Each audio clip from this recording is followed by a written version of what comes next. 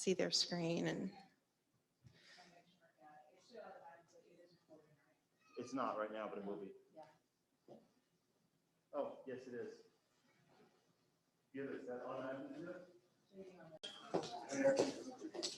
How are you? I'm good, man. How are you? Okay.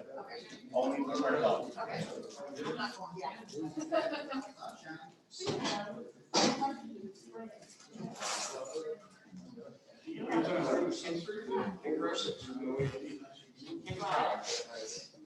okay, you're set up there.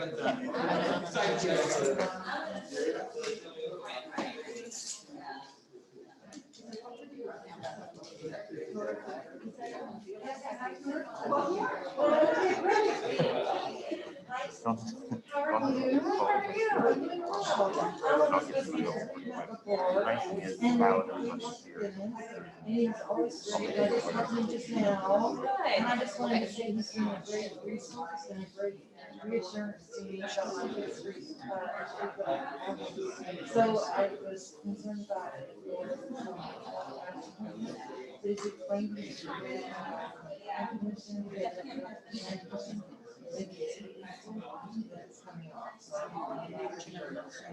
Oh, 471-381-3950. I don't. That's my feeling. He's very knowledgeable. I was like, I do, and I'm surprised, actually. I am too. It seems like we probably had to call each other for something. Yeah. That's right. That's what that's going for, right? No worries. So do I have any interactions? So typically, like when you're done with the images, unless you want to keep them up for any certain reason, I typically don't. So if you don't, if you're done with that, you don't really want to keep them up, right? Stop and share, and then you can just see the people in the room. Okay. If everybody will start to take their seats, we'll get started here in just a minute. We got a few more people coming in. You what? I'm sorry. Oh, what? Sorry. Oh, yeah. So just whenever you guys are done, you know, if she decides they don't want to show the pictures anymore, when they're done, they can just stop the share, and then it'll just go back to the people in the room. So to see a full view of the people in the room. Yeah, wherever the camera is. It's hard to tell. You're currently set right on it. Okay. Ellie, are you ready? Ready. Okay, I think we're going to go ahead and get started. Thank you so much for being here in person, and to those of you that are online. This is the Ward 1 meeting. Today, we have a lot of information to share with you, but we're going to be running through it pretty quick. We have quite a few presenters, and it's going to give you an opportunity to meet some of our city staff, department heads. The mayor's going to start off saying a few words. We are going to allow just a few minutes of questions after each presentation, but just a few minutes. So if you could keep those more broad-based questions instead of specific property-based questions.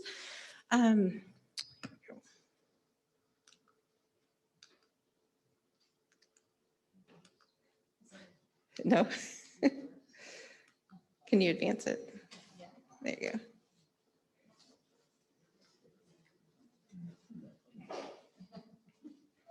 Okay, so in case you didn't know, this is Ward 1. We have 4 wards.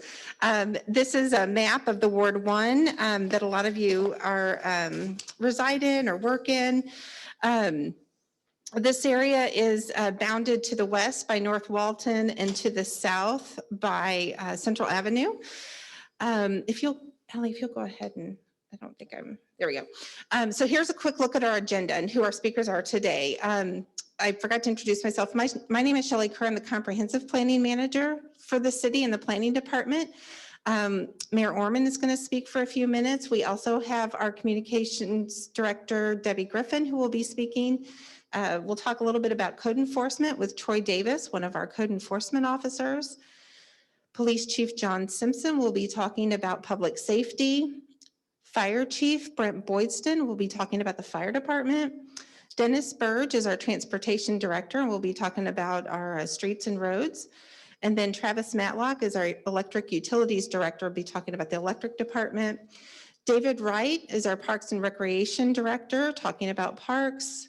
Hattie Dudley is our Library Director. And then I will be back up here to talk about our Great Neighborhoods program and a few upcoming events that we have. And then we will have a few closing remarks and then have a small opportunity for some final questions. And with that, I think we are going to go ahead and turn this over to the mayor.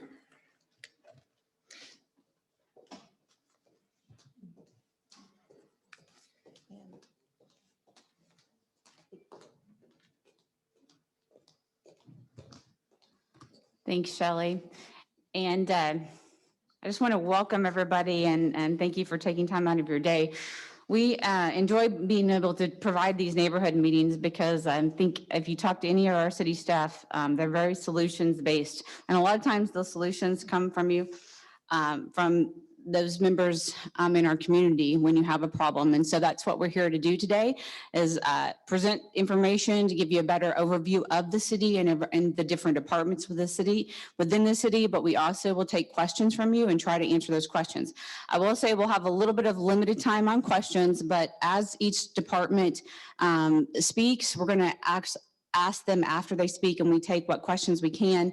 That they go out into the lobby area. And if you have a specific question that you want that's maybe specific to your residents, we'll try to address that for you out in the lobby area. Again, we're going to try to make sure we're adhering to all the CDC guidelines and the 6 foot and establish that when we do that. We are looking also at a bond that will be coming to the city, and I wanted to mention that briefly. We're not going to directly go into that information today, but there is a website, bentonvillebond.com, and we came to City Council in February and asked them to approve that a special election go to the public on April 13th. And I will say over the past year, we've been working and trying to understand the needs within our community as we grow. I think if you're aware of the population growth in Bentonville, we're the 6th fastest growing large city in the US. And so we have a lot of needs behind that. And I'm really proud of our staff of how we got to our projects. And I think they would all love to share with you more information because they're all very much research based, trying to understand what the needs of the city is as we grow. And there is on March 16th, there is a virtual coffee with the mayor that will be talking about that as well. And then on March 18th, we'll have a public meeting specific to that bond issue. With that, I'm excited to turn it over to our first department head, Debbie Griffin. She works on our communication in the city and does a fabulous job with that. And one of the things we've really tried to move forward with is that communication with the public. And so she's going to tell you about several things that we have going on there. And I just appreciate everybody's participation today. And we hope to be able to answer your questions. Thank you. Good morning. It's nice to see all of you. Appreciate your time to come out today. How many of you know about Bentonville 311? Great. We're trying to make sure that our citizens know about this. This is a way for you to report service concerns from a non-emergency situation in the city. So if you, there are 21 areas of concern. You can see those on the screen, and it's Bentonville311.com. This is the fastest way for you to report a service concern in the city. This goes directly to the department head. And it also provides accountability. A copy comes to the mayor's office, but you get responses as the issues are being looked at. And this is the quickest way to get a service concern taken care of in the city. So that's Bentonville311.com. Please use that. It works on any mobile device. If you have an issue with grass or you see a street sign in the city that needs repair, we'd ask you to be our eyes and ears as well and let us know if you see things in the city. We also want to let you know from a communication standpoint about our social media channels. We have a Facebook and a Twitter and an Instagram page, and that's at Bentonville Gov is our handle. So if you follow social media, we'd ask you to follow us on social media. We post a lot of information on there and also recognize some of our city employees and different things, but you can follow us on social media and you can find out a lot of information about things that are happening in the city. And to do that, you just go to our page and then click like. We also have a city website with a wealth of information on it, and that's bentonvillear.com. And on that page, there's a section called Notify Me. And if you would like to keep up with the agendas and different things that are happening in the city, if you go to bentonvillear.com and you go to the far right tab, there's a section on there, and you can go under notifications, and you can sign up for notifications, and you can pick and choose the ones you want. So if you're wanting to know what's happening with our planning commission or view our city council agendas, sign up for notifications. That's another way you can keep up with that. In addition to community relations, I also do economic development for the city of Bentonville. And one of the biggest questions we get asked is about the Walmart home office. That has been one of the biggest things that we have handled from a city side over the past few years. From infrastructure, that's a private development, but you could imagine there's a lot of collaboration with the city to make that happen. They do have a page set up if you want more information about that. That's walmart.com/new home office. Here's a quick snapshot. 350 acres of land. I think everyone knows where that's located. It's on the east side of J Street between Central and 14th. They will be integrating biking and walking trails, and they do have a commitment to environmental sustainability. But that's probably one of the largest projects that we have currently going on in the city. We've also received a lot of questions about the Ledger project downtown. That's all the big building cranes. That's also a private development. Any questions for me from community relations or economic development? Please use my office too as a conduit. If you need connection to other cities' departments, or if you have a question about the city, please contact me and I'm happy to help connect you. With that, I'll turn it over to Troy Davis for code enforcement.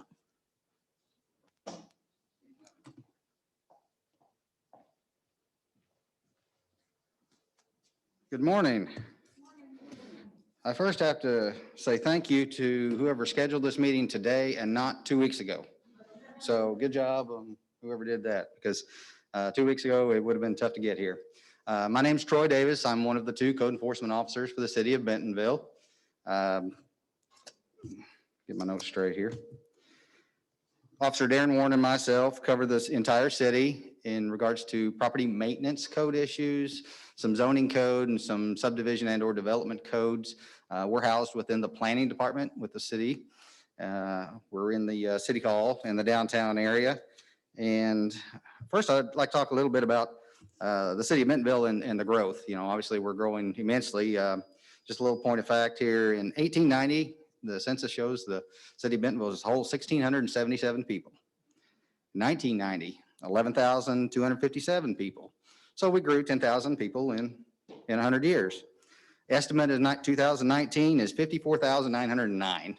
And that is nighttime population, not daytime population where people are coming into town. So, you know, we've grown an average of 75% annually for the last 20 years. So with that, staff has grown, the city's grown. We've really had a lot of people move into the area. So on top of that, the city currently shown is 34.2 square miles, 18,904 individual tax parcels in the city of Bentonville. So there's information overload for you. With that, Darren Warren and I are the 2 code enforcement officers. We do split the city in half, basically, down Walton Boulevard. I cover the east portion of the city, and Darren covers everything to the west. So within Ward 1 right now, we actually do cover portions of your ward, being from Walton Boulevard to the east, and then is it Central Avenue to the north. So we both work within those areas, so you can contact either one of us at any time with any questions you might have. Some of the, get this right here. Some of the things we look for while we're out there is we look for tall grass. Right now, there's not a lot of it, but we do anticipate this year, and in past years, we do a lot of notifications for tall grass. This is one thing you can report with the 311. It's high grass and weeds within those 20 plus notifications through the 311 system. City of Bentonville, your grass needs to be 8 inches or less at all times.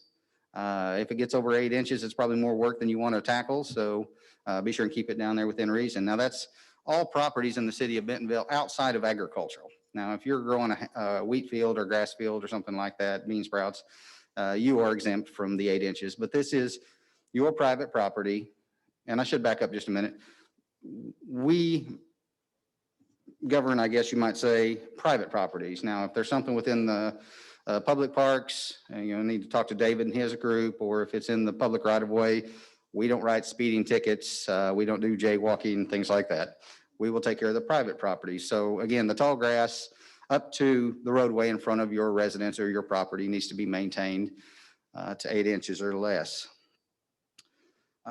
Trash bins, in the last couple of years, that's been kind of a question. We currently don't have any regulations on trash bins and where they're to be placed, other than they shouldn't be in the public right of way. The public right of way along public streets is generally anything within about 10 feet of the edge of the roadway. So if it's not trash day, we do encourage you to bring it back and maybe put it out of sight and keep it from the public roadway. But if they're in the public right of way, they're actually need to be moved back. There's something that most people don't want to look at every day. So let's, do our best to try to keep the trash cans back. Unsightly conditions. These are some somewhat extreme cases, but on your private property, I think everybody would agree that it is our need to keep the city clean. And that's one of the best things about, I think, about the city of Bentonville, is even with all this growth and people coming into the city of Bentonville, we're able to keep the city clean, and that's why we've grown. And that's a collaboration not only between the city of Bentonville and our education to the public, but yourselves as citizens of the city of Bentonville just being self-policing and taking care of things like this. Part of the rubbish and garbage is with the city of Bentonville's trash service. We actually offer the once a week large item pickup, meaning that anything you put on the curb outside of the trash can won't be picked up unless you call in to Republic Services and let them know, and they will schedule a time to come by and pick up your old couch or a dresser or a desk or something to that respect. The only thing we would ask as a city and as code enforcement is that you place that at the curb Tuesday evening before the Wednesday pickup. If they're able to come out there and get it on the Wednesday, and they'll tell you which Wednesday, because they may not be able to get it the very next Wednesday.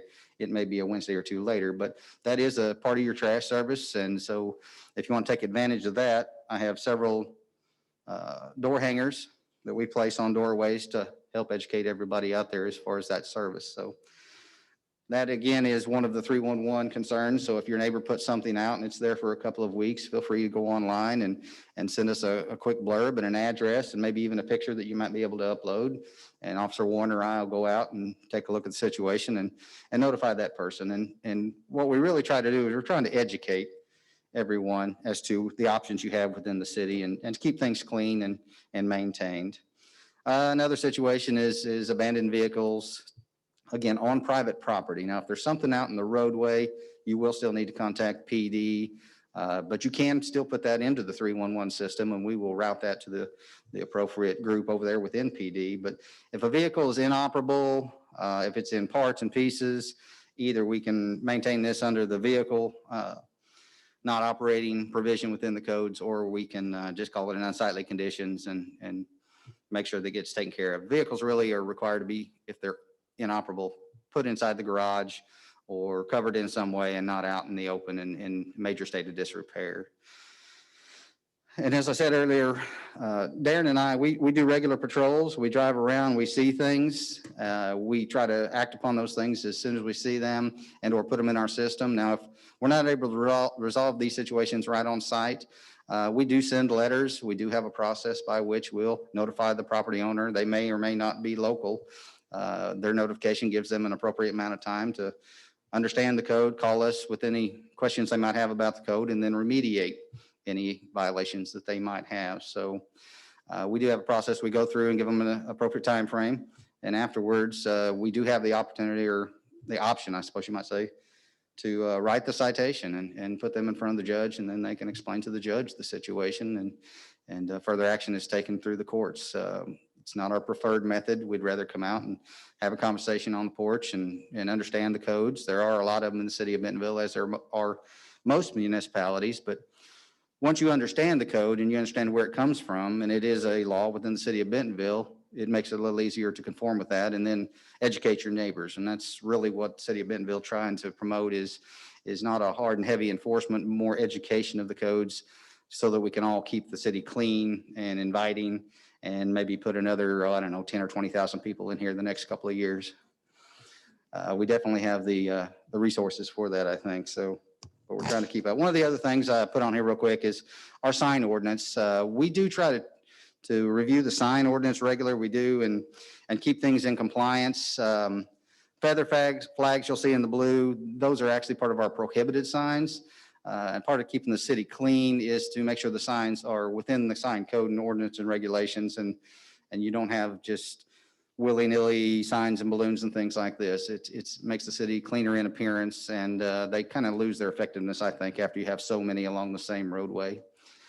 And again, with the signs in the private areas, just make sure any signs you might put out for a garage sale or a uplifting message or something, make sure it's on your private property and not within the public right of way.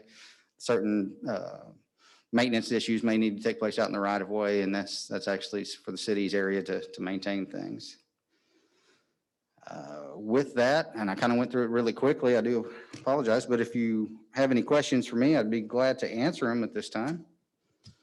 Yes, ma'am. Oh, Gary Lee, be right there. So thank you for that, because, I just thought that, I knew y'all patrolled around and everything. And, when you see things like on J Street near Crystal Bridges, and it looks like stuff is falling out from the inside and there's 4 vehicles in the front, you just don't know, you don't know how to address that. Sure. But yet it's been there for years, Okay. and I'm like going, okay, what do I do? Because you don't want to, offend. So Sure. thank you. I will use 311. I'll take some pictures and photos, and that way y'all can, but I just don't know how y'all have not seen it. That's my Okay. question. I don't understand that, but anyway, but thank you. I do appreciate that information. You're welcome, and feel free to come and talk to me afterwards, and we'll get more specific about the location, and we might have something in the works right now. I just have to have the exact address. And as far as the 311 concern, the more specific you can be about your concern, that helps us a lot more, and that's why the photos are somewhat critical, in that if you tell us there's a pothole on J Street, we'd be out there a while just trying to find that pothole, I think. I think Dennis knows where they all are, but, I don't. So, but yeah, more specific and maybe a photo. And then, unfortunately, the response may be that there is no violation in this situation, but at least then you're educated and you know part of the code that you have a concern about. Any other questions? Sir? Thank you. Our sign ordinances are so restrictive now that most of the businesses that need a sign out front, they buy a little trailer and have it wrapped and then put the trailer out front, or a van or something on that order. Would it not be better to ease off the ordinances on signs? And that way the businesses wouldn't feel like they need to have a trailer out in front of their business? It's a good question. I know we're in kind of uncharted territories as far as small businesses and other businesses in Bentonville, but I guess my response to that would be, as long as everybody follows the same code and everybody understands what the ordinances are, there is definitely an opportunity there to probably help out a little bit. But from an enforcement side of things, what I can just tell you is the code, and we try to enforce it equally throughout any business in the city of Bentonville. If they're going through that, using a trailer or a truck or something to advertise, as long as it's in compliance with the codes, then they can have that all day, every day. It's just a matter of, again, being equal throughout. And if one person's going to do it, then everybody should be allowed to do it. Any other questions?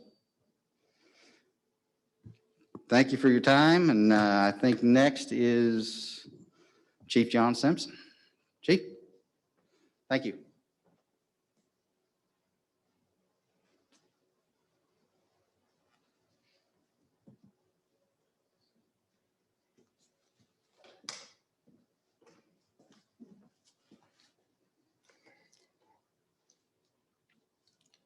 Ellie, which button makes this thing go back? Where's it, the left and right?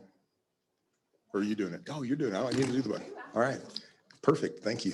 So it's an honor to be here today. Thank each of you for coming. And before I get started, I just want to say thank you for the support that each of you and really the entire city of Bentonville affords our police department. I know that this is a time of probably as much controversy and question as you'll ever have for law enforcement. Definitely in my career, it's a time of more of that than I think I've ever seen. So I want you to know that as officers of the Bentonville Police Department, we recognize and appreciate the support that we have from our community. And our goal has always been to do the best we can to serve you and to be problem solvers. Nobody wants to call the police for us to come out and make things worse. That's not what we strive to do. And I hope that's not what we're viewed as doing, but we also know that it's each of you that makes us a success in what we've done so far and what we continue to do. So I just want to say that first. Today, I want to kind of tell you a little bit about the police department, our origins, a little bit about me. I brought one of our patrol captains, one of our command staff, Justin Thompson is here today. He's going to talk about some things we're doing right now that are kind of in response to some of the things I said about, the trying times that we're in and the questionable times that we're in. So he's going to talk a little bit about that. Just to get started, we've got the organizational chart here for the police department, and it's kind of an interesting rundown of our organization. A lot of people, think about a police department. They think about, just the guys in the cars and the marked cars and the uniforms, and really think about the Bentonville Police Department as being a full service agency. And we are divided up, as you can see, into 4 different divisions. And beneath each of those, you can see that there's various functions within the police department, starting with the administrative captain. You can see that he supervises all of dispatch. So yes, we are a public safety answering point, meaning that if you dial 911 within the city, we're gonna answer that phone and we're going to respond to that call. Our patrol captain, Justin Thompson, who's here today, he's the guy that supervises the bulk of everyday calls for service. He has the most personnel within the department that he supervises, 3 different shifts, 24 hours a day, 7 days a week. If you call the police department, it's going to be him or his guys that you see. Our operations division is kind of that part that does everything else. Bentonville has a lot of runs and races and special details. Our bomb squad, our school resource officers, all those guys fall beneath the operations division captain. And then investigations, just like what you see on TV, that's the detective division. That's the guys that do all the follow-up on everything, all the major cases. And luckily we don't have very many homicides, they would take the lead on those. Any sort of felony type offenses or major offenses that are of great concern to our community that require a lot of follow-up, and a lot of investigation, maybe subpoenas, warrants, search warrants. Those are the guys that do that. So as you can see, we're really one department divided into 4 different sections here with all very different tasks that all interrelate and go together with one another. Just a little bit about our police department before we continue with that as well. We've been a police department since 1916, so you do the math on that, I guess 105 years since City Council actually created a police department. It wasn't until about 1951 that the Bentonville Police Department actually had cars and a chief of police and uniforms and stuff like that. So that's a pretty big gap, 1916 to 1951. Not really sure what happened in between there. We tried to look at it. I think we found out not a whole lot happened, as you can imagine. The last few years, things have really occurred for us. And one of the things that we're really proud of right now, I don't have a picture of it, but if you've driven past our police department, you kind of see in the back, there's a big building back there. And that's one of the things we're really proud of right now. And that building's only been online for a couple of years now, less than a couple of years. And what it is, it's providing space for us for the next 15 or 20 years. So we won't have to worry about facilities. We just have to worry about doing the job that we're setting out to do. And within that facility is not only office spaces, but the back part that you can't see very well is actually a hardened facility that our dispatch center's in. So they would be able to weather a storm or tornado, anything like that. They have redundant systems. They have backup generators. It even has an emergency operations center. And I'm proud to say that it's the only facility like this, hardened, FEMA rated, anywhere in the area. I think you'd have to go to Little Rock to find anything that was somewhat comparable. I know several agencies around are working on similar projects, but we're proud to say that we have that and helps us better serve you as citizens of Bentonville. So I mentioned earlier a little bit more about us as a police department, but I'm actually a City of Bentonville native. So I don't know how many in this room are actually from Bentonville. Maybe, a couple, yeah. Oh, well, that's close enough. So usually when I ask that, I'm the only one. So, and that's what we see more and more of right now. But I am from Bentonville. I'm a Bentonville High School graduate. I started here 27 years ago next month as a patrol officer. One of the things we're also proud of at the police department is we have a lot of guys that have been here and committed to this work for a long period of time. We have a very low turnover rate. We have a lot of guys with 15, 20 plus years experience. And I think that's something you don't see in every law enforcement agency. And I think that's kind of the glue that often holds us together so we don't lose our culture. And that's something I'm really proud of. One of the things that I did want to talk about today, just in the midst of, all the information out there about law enforcement, the news stories, much of which is really kind of negative if you look at it. I mean, I know that we've got several guys at the police department that have small kids, and what they see on TV, and then I've heard stories about them asking their parents, it's like, why does nobody like you guys? Because that's what's on the news. So we know that it's an uphill battle, and we want to really, at our department, we can't speak for the entire United States or beyond, but what we want to do is try to earn your trust every day, and that's what we set out to do. So I've got Captain Thompson here, and he's going to talk a little bit about a few things that we're doing right now that are kind of on track with some of the national narrative, some things that we've implemented with the help of the mayor and city council, some new things, also some things that we're one of the first in the area to have. So I want to see if I can't have Captain Thompson come up and talk about a couple of things that we've just rolled out, and I'll move out of the way. Thanks.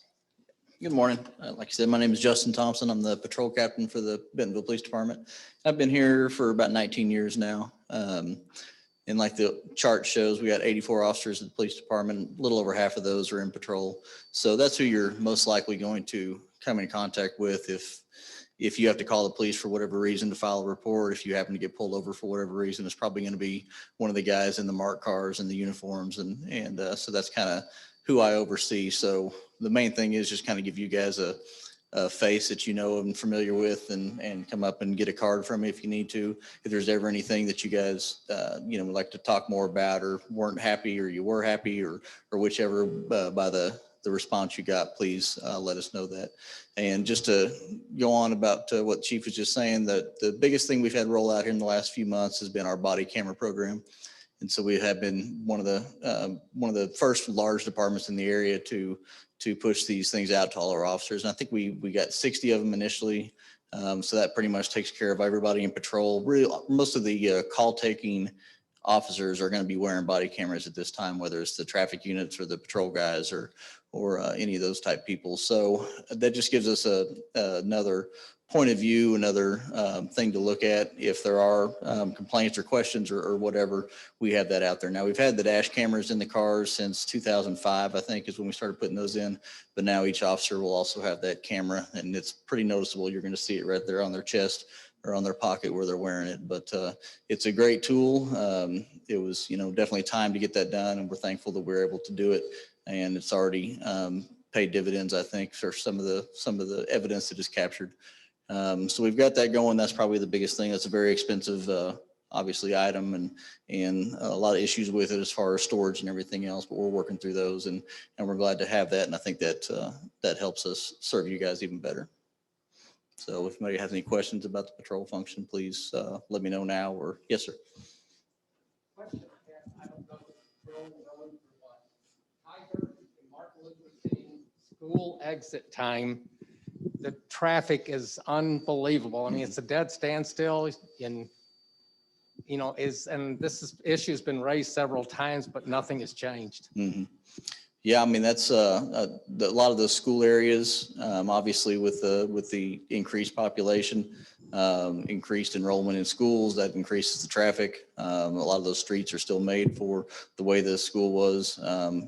If you're talking about, Lincoln Junior High or whatever. So it is issues. I think that with the planning, they look at, what streets are the priorities, what they need to increase in size and everything like that. So we do try to have officers present. We've got an SRO at each of the, well, 2 at the high school, and then each of the junior highs, they've got an officer there that usually tries to assist with the traffic. I think it just gets to the point sometimes where there's, so many cars that. Mhm. It's a great question. Go ahead, Chief. You want to- Something, whether it's a school district or the city, somebody needs to figure out a way to solve it. Yeah, and I think some of those things are in the works, and later on in today's presentation, I think there's going to be some talk about some master street plans and some stuff like that that'll be presented to you, but it's very true. I mean, as you've heard, it's like trying to put, 10 pounds of flour in a 5-pound bag. And that's what we have for traffic is, it's a good thing because I think it's a symbol of growth and prosperity, but it's a bad thing because sometimes you can't drive across town during certain times of the day.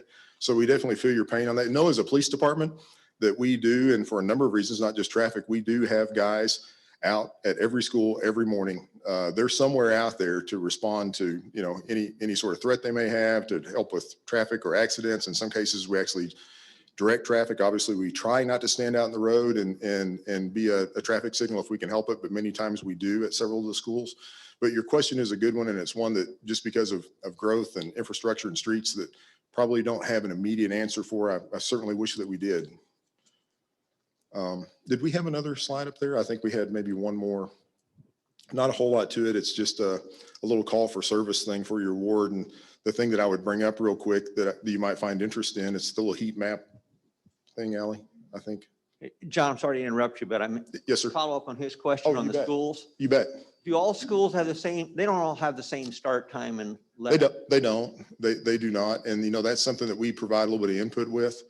But ultimately that's a school district question as far as that goes. But yeah, there are some variations. I couldn't quote to you exactly what they are right now, but there are a few variations that are intended to do just that, is to help with some of that traffic consideration. Sure. But maybe if the school put out, I know I go different parts of the town. I can't remember now. When does Lincoln Junior High get out and all that kind of stuff? If they had I a got you. sign posted where people, I don't think there's a really easy way to When they start in- research that, but that's something I can definitely talk to the district about, see if they can get, Oh, I on their website, I just understand your informative thing, because it's hard to keep up, with every school in every part of town. But that's a good point, and that's something I can actually bring up to them and see if they couldn't push out some information on that. Yes, sir. Chief, I just wanted to comment. I have always been proud of Bentonville because they have white police cars. They're not trying to look like, every one of them's not trying to look like a SWAT team. Right. And Right. A lot of these cities, the police department, just the patrol officers, they've got the black tinted windows, they got the black car, they wear combat boots. And then they wonder why the public is having issues with the Yes, sir. police department. I appreciate your comments on that. And I also thank you for actually noticing that, because that's something we do think about. Yes. Is what do these cars look like? What do our uniforms look like? You'll notice that almost every department in the area, and I'm not trying to be critical, but this is just our culture. Most every department in the area allows beards and facial hair. We do not. Most every department in the area allows ball caps. We do not. Our uniform is a Class A uniform. You saw Captain Thompson wearing that same uniform, and that's the uniform of the day. So I think that does make a difference, and I appreciate you noticing that, because that is something that we do think about. Yes, sir. All right, I think my time is about done, right? Oh, shoot. Okay, Captain Thompson will be here to answer anything at the end as well. So thank each of you for being here today, and I'll turn it over to our chief of our fire department, Brent Boyston.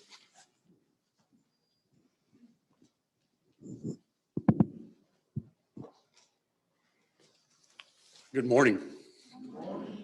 My name is Brent Boydston. I am the fire chief for the Bentonville Fire Department. Been the chief for about 9 years, and grew up here in the city of Bentonville and grew up entirely through the fire department to where being chief today. Bentonville Fire Department was founded in 1887, just a little bit before my time. So as far back as we go, we try to keep all the memorabilia in the main lobby of the fire station. So if you're ever around, we'd like for you to come by and look at some of the stuff that some of these folks had to use back in their in that time. Which one is it? Front one? Okay. I'm going to concentrate today around Ward 1. Ward 1's original or main fire station is what we call District 4. It's fire station number 4, and it's on McCollum Road.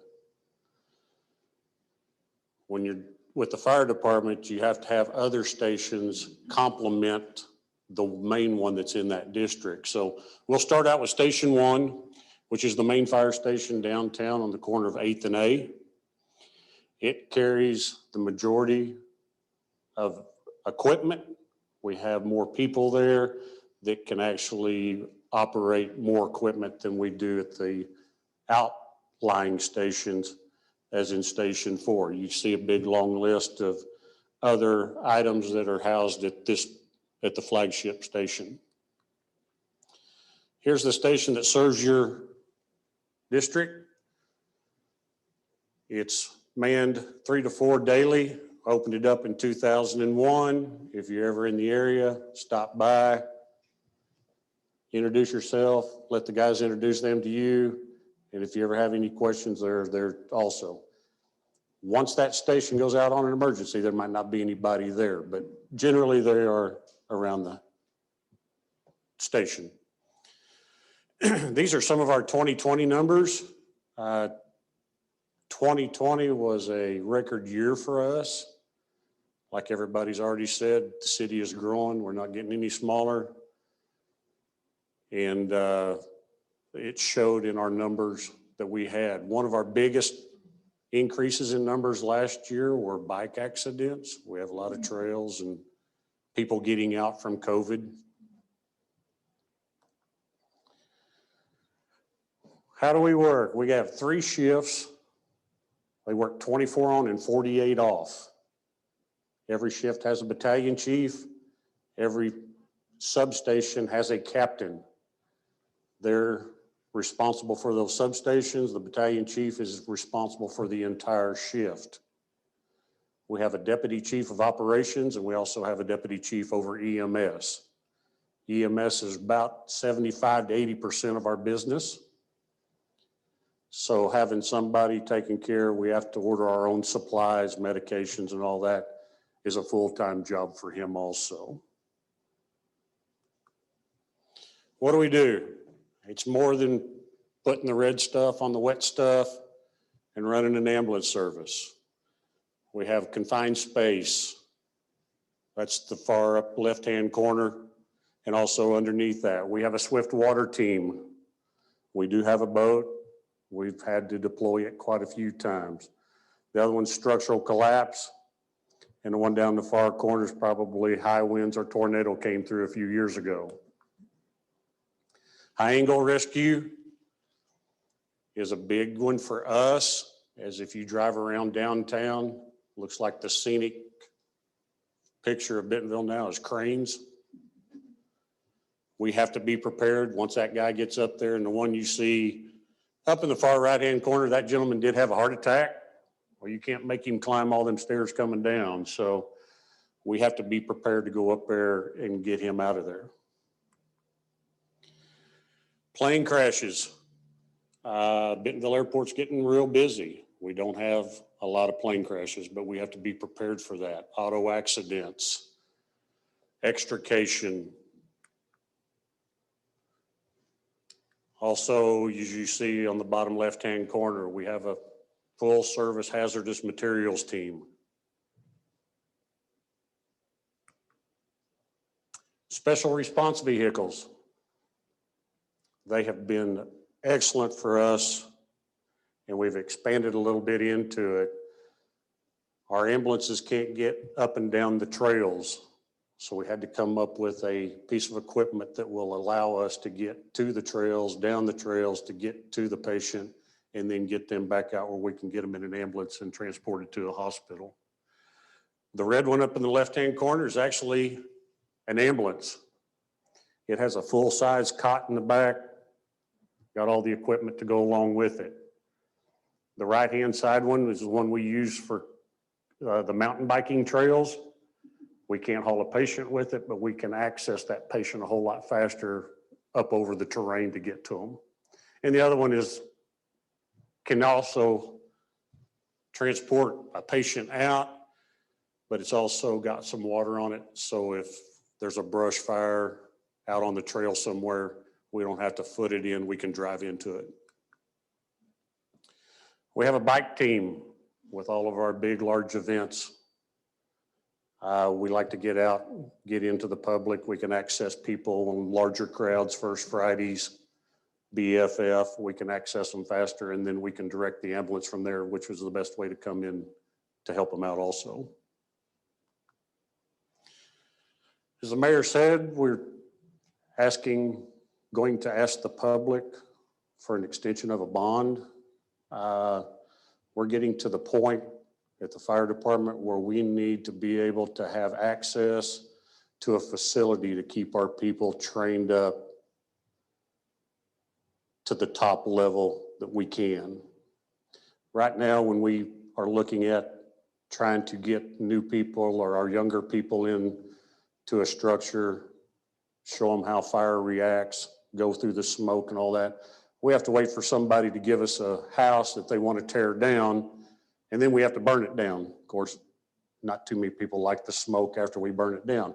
It's all legal, but we understand too the smoke and all that going on. This facility right here will allow us to be clean burn.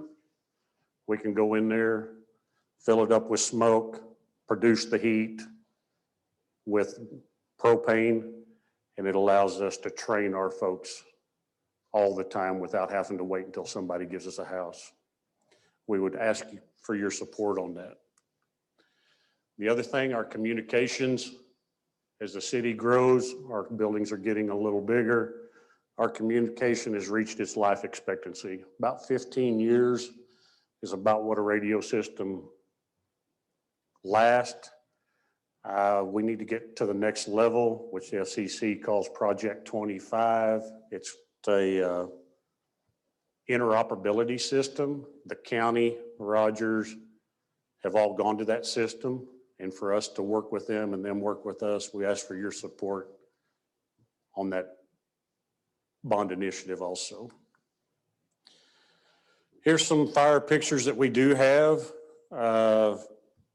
Everybody remembers United Way. It's out in your district, real close to it. Those are some pictures, a couple of them there. We've had a lot of commercial fires. Hazmat teams down in the bottom. And we love public safety or public education. We love getting in the schools. Of course, Mr. COVID stopped that this year. So our pub ed person, he put together a video and we tried to get that out so they could show it on virtual plus inside the schools. I will end by saying if there's any need that anybody has, don't hesitate to give us a call. And the fire department also just started working, or we took over the building inspection division with the fire marshal's office, do all commercial preventive maintenance. So if there's ever a time you want your house inspected, we don't inspect private property unless we're invited. But if you need an inspection or something like that, don't hesitate to give us a call. If there's anything we can do for you, give us a call. Any questions? Yes, sir. Have you thought about doing a regional training center where do you use it so much that you need to have one in each city? Because I know being a developer, I got several properties that I've had you all do burn at some point in time, and it seems like all the cities are doing it. Would it be an advantage to maybe build a really a nice one, maybe that all of them could use, or would it be too busy to use? In the fire service, that's tough. And we've looked at that. For us to call in off-duty people to go train would be an astronomical amount of money to the city to pay overtime. Because as long as we have them, we have to pay them overtime.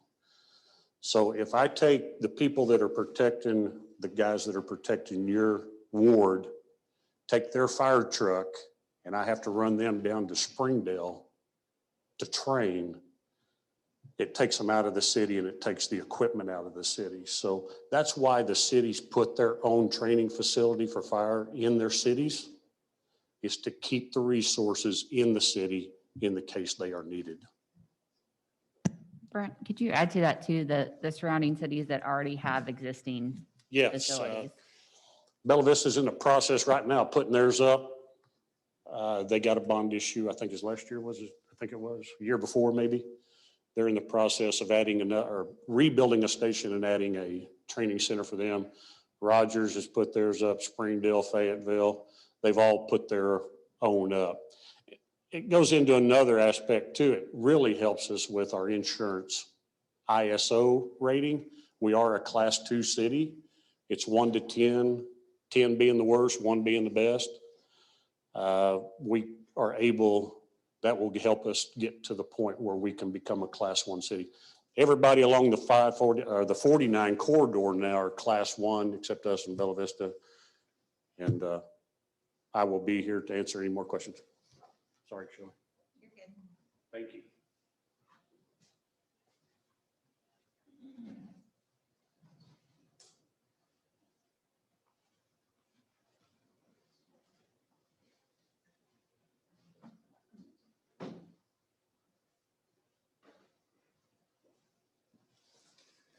Good morning. For like 5 more minutes. Good morning. Then it's good evening. I'm gonna tilt that up just a little bit. Okay. Am I good? You can hear me? I can hear myself, so it must be good. Transportation side of it. You guys, I probably met most of you already, talking about different issues throughout the years.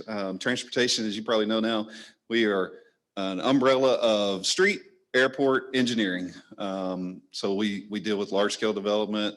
We deal with capital projects, with bond issues. That's a big major part of how we get things done. And we'll go through a little bit of that today.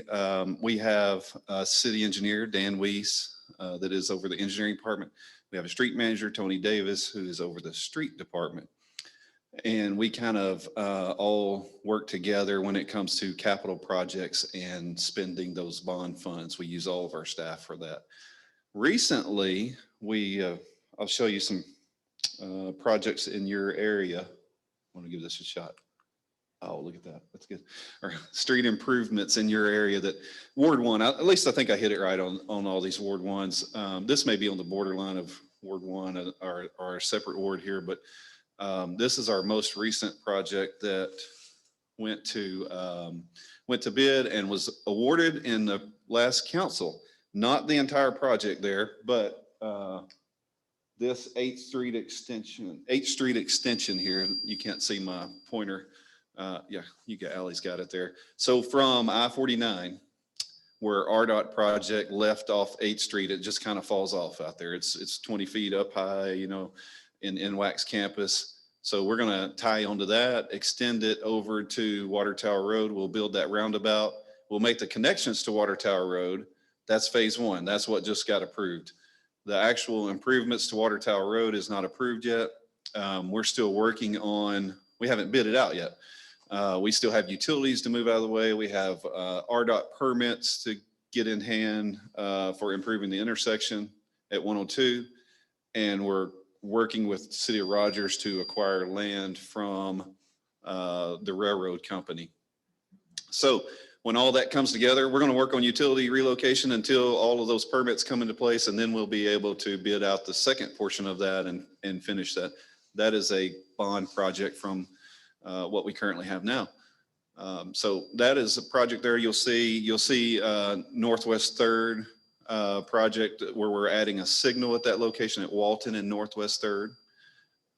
And then you probably see the RDOT project. That's not City of Bentonville, although we've made some improvements to signals and some decorative items in there as well. I think I'm humming up. You guys can't hear that? Okay. I don't know what I need to do different, but I'm trying. So that project on the north end will look similar to this. This is actually a copy of what it's actually, they call it BBO 903. That's what I know it is. Sorry. That's the exit 85 Walton / Walnut interchange. This is what that will look like. take that and make it a little bit bigger scale, and that's what the north end exit 93 will eventually look like when they're done. So that's called a SPUI interchange, single point urban interchange. Is that like the ones in Springfield, Missouri, basically? No. If I'm thinking about the same one you're thinking about, that's called a diverging diamond intersection where traffic actually crosses. Yeah, these do not do that. You come to a single point, you have one signal light that operates all the traffic that comes in off the on-off ramps, but you're not actually crossing to the other side going over before you turn left. That's a diverging diamond, which this was originally planned for, and it got changed between the cities, Rogers and Bentonville. This takes up less right away. It affected less property. You can do it in a little bit tighter space, still move same amount of traffic is what it's rated for. So that's why this came in. Yeah, I think what you're talking about is called a diverging diamond, and that is separate or different from what this is. They operate a little differently.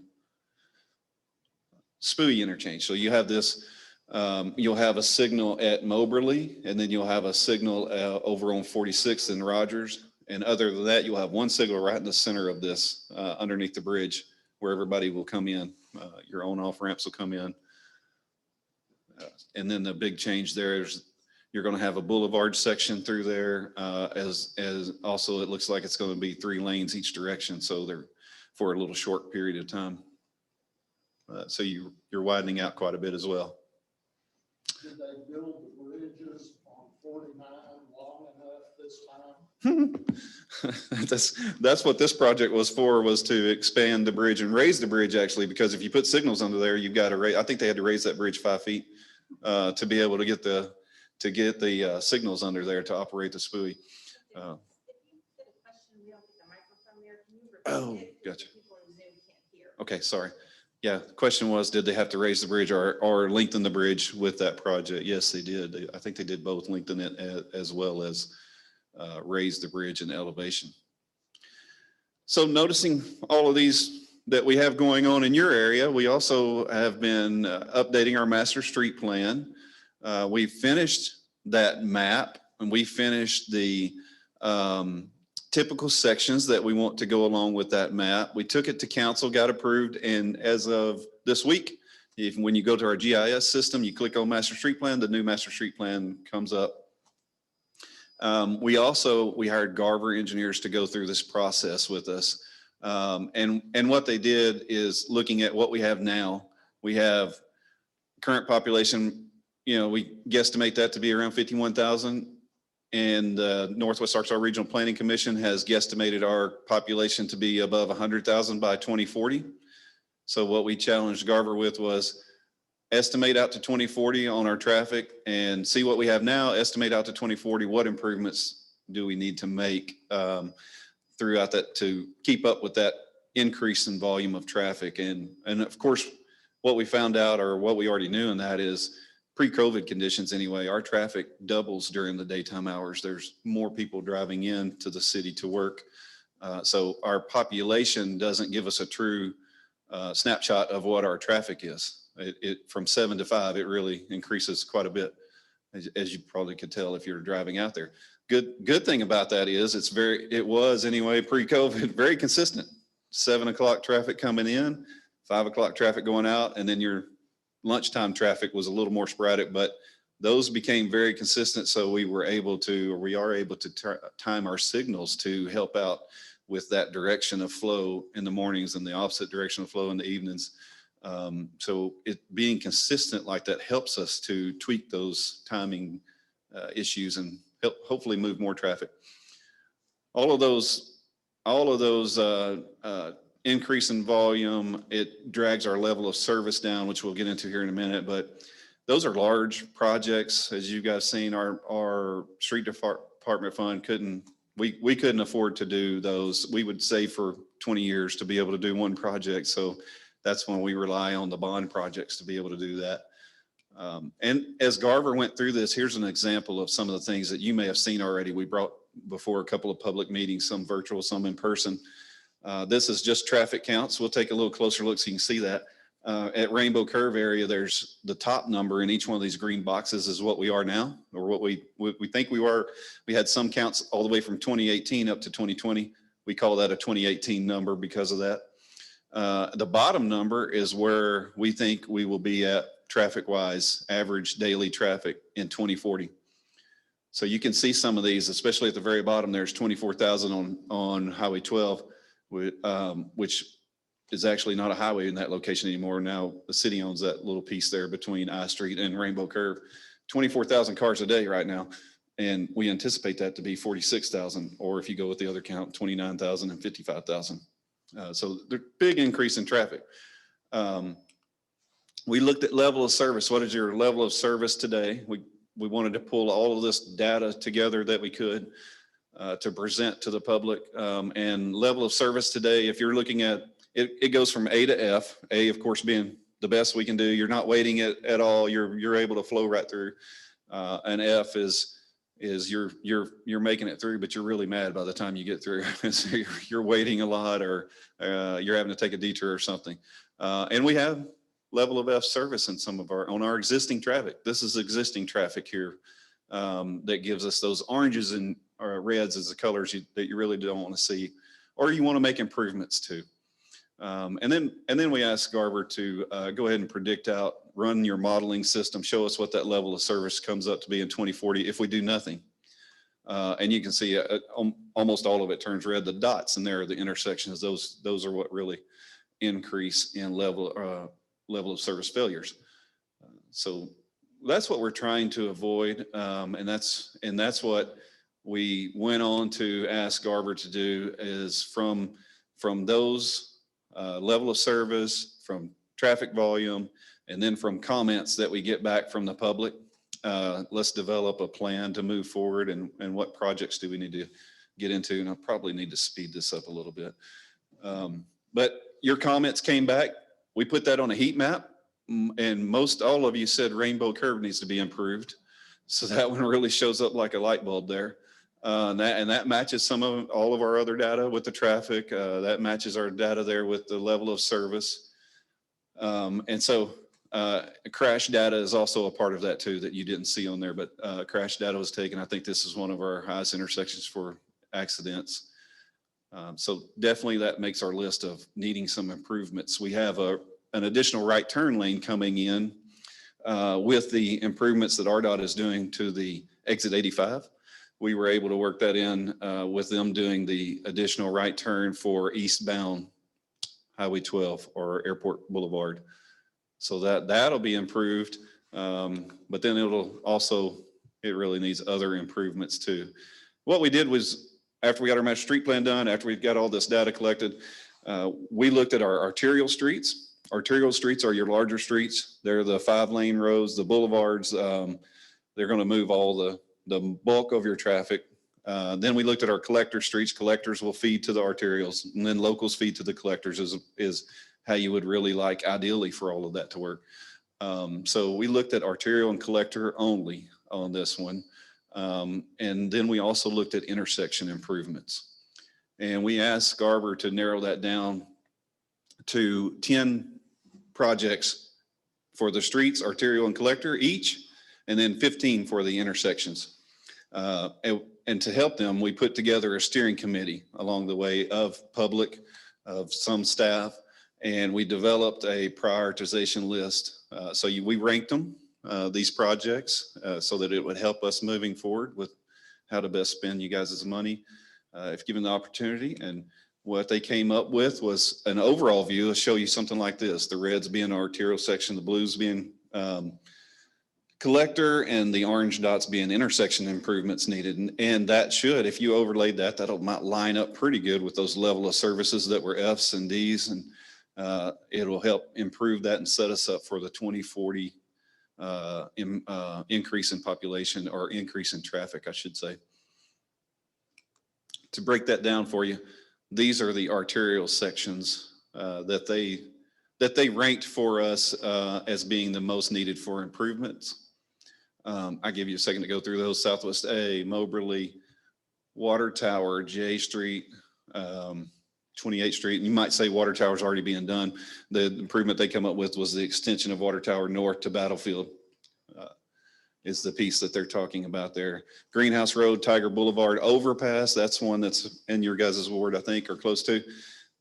That's a connection that we think would be really good for economic purposes as well. We take that into account in our ranking of the projects. And we think if we could get an overpass, not necessarily an on and off ramp, we're not asking for that. We're just thinking an overpass to connect that side of I-49. And we already have trails connecting there too. So it seemed like a logical place to have an overpass at Tiger Boulevard. J Street Interchange is still an important one. It was on our last master street plan. It's still, we still show it on this one and it ranks pretty highly. And especially if we can break that down into pieces and do, connectors and maybe bridge improvements separately and not make it a huge project. Or maybe it works out better if we do it all. That's something we'd have to get into later. Collector projects, those are the blue on the map. You'll see those. O Street is basically that's an extension of Bright Road. We're hoping to extend Bright Road from Highway 12 up to 28th. And then as you go north of 28th, it ties into what would be O Street up there. So it kind of got the name of O Street improvement from that, but really it's Bright Road extended all the way north to kind of break that down into two projects.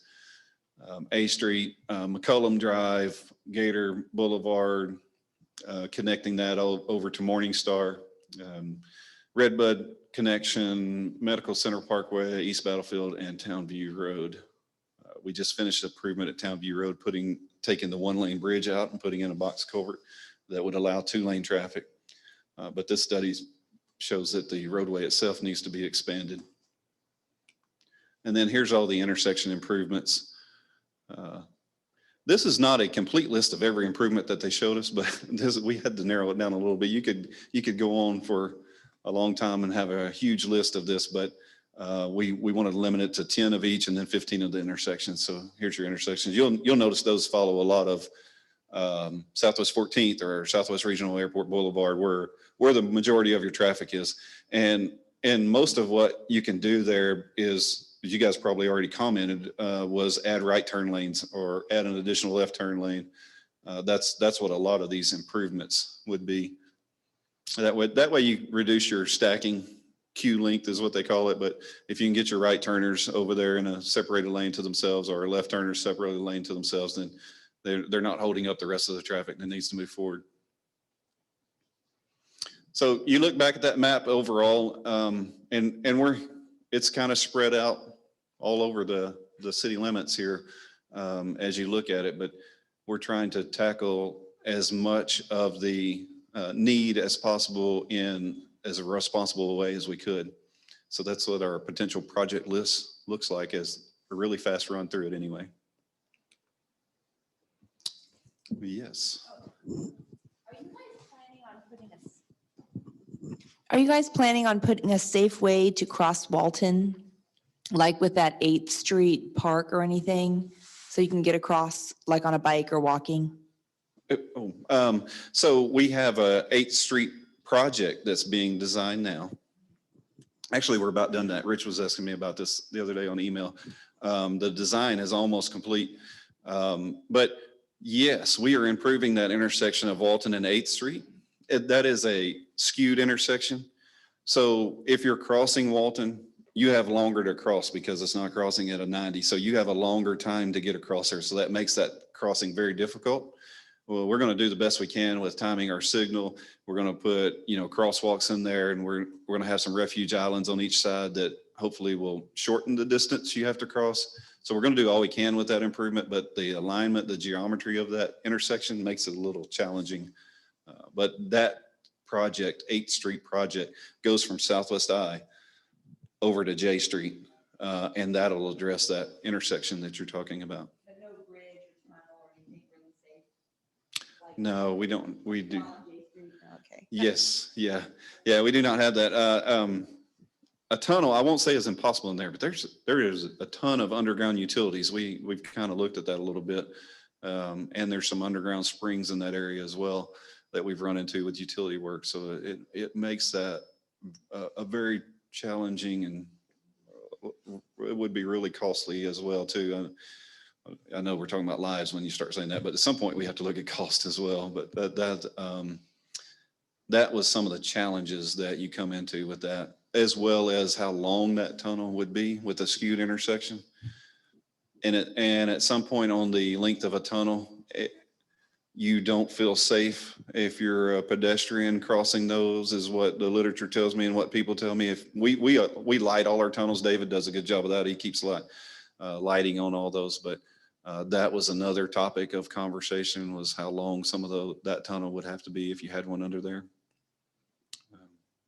So no tunnel in place though, in the design.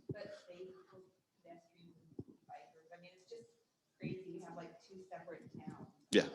When it comes to, if you're not in a car, you have two separate towns, and we're so into biking and all these, ways to get around trails and everything, but we can't cross town safely. Yeah. So it's a concern. And if we're gonna borrow all this money, I really would like to connect those if there's a way. Yeah. And so we've heard that from others as well. And so one of the things we did moving with our master street plan was, and David will speak to this later, he had a bike and ped plan, master plan that he has redone. So what we did was we got our engineers in contact with their engineers, and we overlaid their bike and ped plan onto our master street plan. And when we developed our typical sections, used to, you'd only see, if you're a developer, you'd know this, you'd only see sidewalk on either side. And if there was a planned trail to come through there, we didn't account for it. It had to be accounted for later. But now we have typical sections with options in there where you could have a sidewalk on either side, or if the bike and ped plan shows a trail to go along that roadway, there's an option that shows a trail on one side with our typical section. And so when something comes through planning commission, a development comes through planning commissioners can pick which typical section fits that roadway system based on what the bike and ped plan shows, based on what we show. So I think you'll begin to see those improvements. We're putting things in place that will affect how we develop in the future to take in account for some of those issues now. And as we develop all of these projects, we're going to reference back to those typical sections as well and build it according to that. So the other thing to that is, you mentioned Walton specifically. Before, Walton was not ours. It was state owned, and they're a little more strict on pedestrian crossings than what we could be as a city. We own Walton now, so we're able to address that with this 8th Street and Walton intersection by improving that. You'll see it. It has a bike lane crossing. It has a pedestrian crossing, actually 2 pedestrian crossings on it. So it is making accommodations for all of those.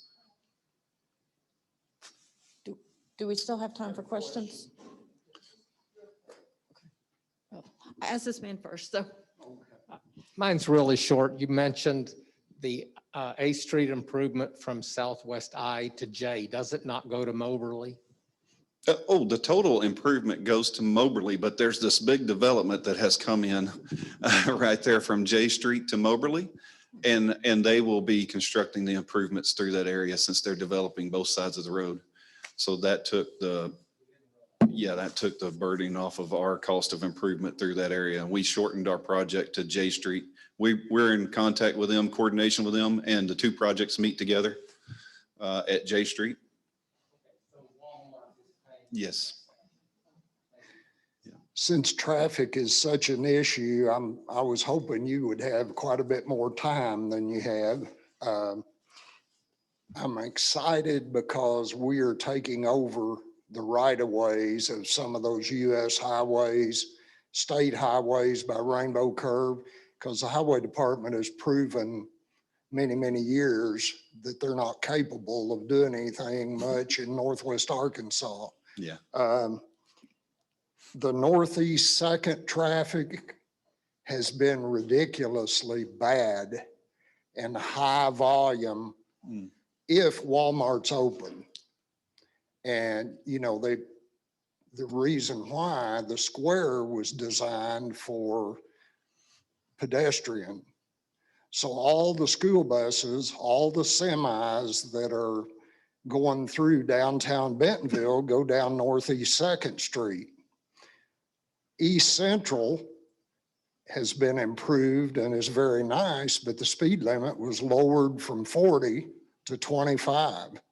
And so that's kind of a bottleneck too. Is there anything in planning, or is there anything about to go out to bid that will relieve the North Second Street traffic and the East and West Central traffic? I don't know if I'll have to look back at some of that. There's some major issues that you run into, and there is east-west movements and the ability to get anything east-west. That's really the only two east-west you have in there. There's the way it's set, the way the property's set up with, and the terrain with the creeks and everything through that area. Those are the only two east-west routes that you have until you come way back south or go way north, all the way up to Tiger. We're making those improvements to Tiger with that overpass. Hopefully that'll relieve some of it. We're trying to make some improvements if we do the new Northeast J interchange down south to Walmart's campus. We'll hopefully make some improvements there. And I will even discuss this more with you, but Shelley's either swatting flies or telling me I have to go. We'll have Dennis go out to the lobby if you want to, if anybody has a specific question.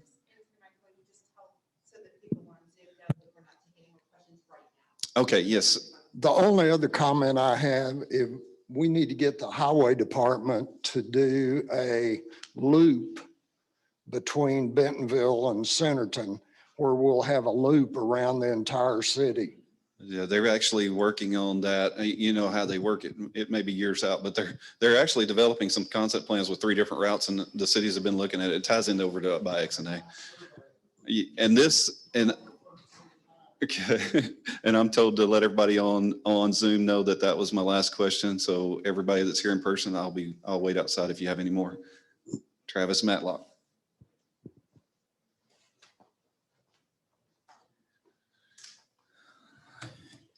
So as Dennis said, now I'm in the good afternoon guy.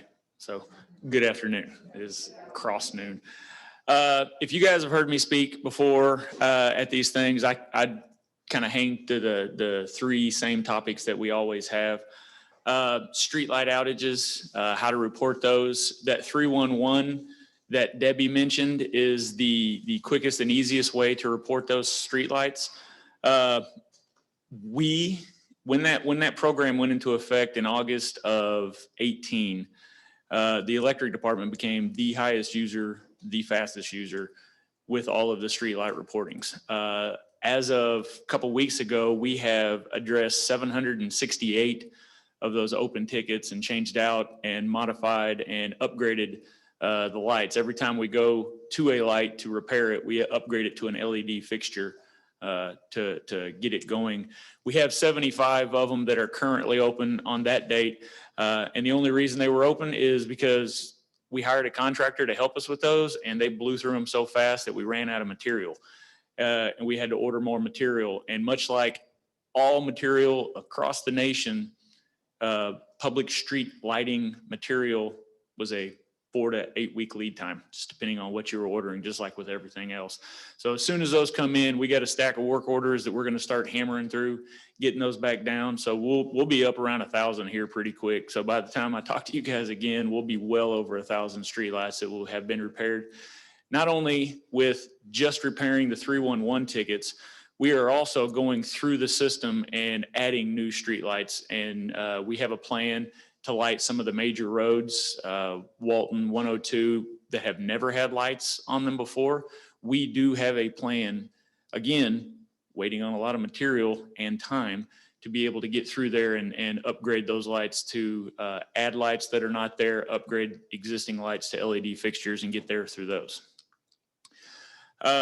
Tree trimming, I am an electric department, but I also am a right-of-way maintenance department, meaning I have to keep the trees X feet away from the power lines in order to keep our power reliable.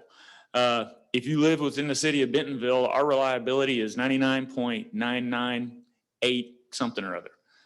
In order to keep that reliability that high, I've got to keep a clear path for the trees, a clear path for the power lines, which means taking the trees out and getting a clear way.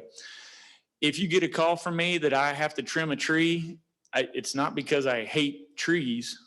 It's because I hate trees around my power lines. I would much rather cut the tree totally down and give you a tree voucher to replant a tree somewhere else on your property. It's a free program. I contract with a couple of local nurseries. You get a piece of paper from me signed off on, and then it's up to you, the tree, the location, the timing, everything like that. We understand that trees are best planted generally in the fall. So if I cut something down in the summer, I give you a voucher. You don't have to get it done right then. You can wait until the best time that you need to do it. If you want to change the type of tree, I don't care. Just don't plant it within 10 feet of my lines, or I'm going to come right back over there and cut it back down. The question that generally comes up is, hey, just put it underground and then you won't have to worry about trimming the trees. Well, you still have to keep a clear space of no trees, no shrubs or anything like that, even if you have the electric lines underground. You have to stay minimum 5 feet off. So we're going to cut trees down even if we put it underground. But the cost of underground electric versus overhead electric is on a magnitude of 5 to 7 times more expensive. And then everybody, you're not going to have a pole in your front yard, but every single person is going to have some sort of a green box or some variation of 2 or 3 green boxes in their yards to be able to serve their homes. We actually have almost 3 times as much line underground as we do overhead. The main lines that you see overhead are along the main roads, Walton, 102, everything like that. But the majority in the downtown area, that's kind of old, but the majority of our electric lines are already underground. We do have a big project that's underway with that development Dennis was talking about. There is a developer that is partnering with that other developer, and they are actually going to take the entire length of 8th Street from Main Street to J Street underground. They're paying for it all. They're doing everything. So if everybody ever wanted to see what it would look like if you took a main line underground and how many green boxes and what sizes they're going to be and what, here in about a year and a half, you'll be able to stand at Thaden School, look down 8th Street heading toward the campus, and there'll be no overhead power lines.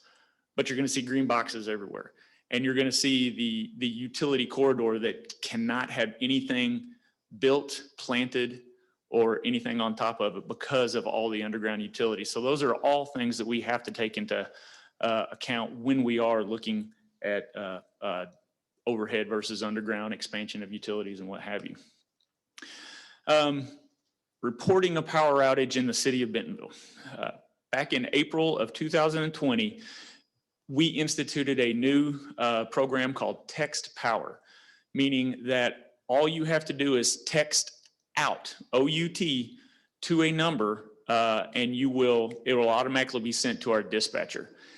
If your cell phone number is your main contact at the utility billing office, meaning you have upgraded your contact information, or if you are newer to the city and when you signed up for utility information, you gave your cell phone number, as long as it was a mobile number, you were automatically enrolled in that system. We had a very good response when we initially enrolled everybody. We had about a 90 percentile of auto enrollment. Now, since we have a 99.998% reliability, you may not even have used that in the last year and a half or so. So you may need to check to see if you have been enrolled in that system. And that's just an email to us or to the utility billing department to do that. If you have a landline on file and you need to change it to a mobile phone number, you call the utility billing, you change it, within 24 hours, you will automatically receive a text that says, hey, you've been enrolled in this system.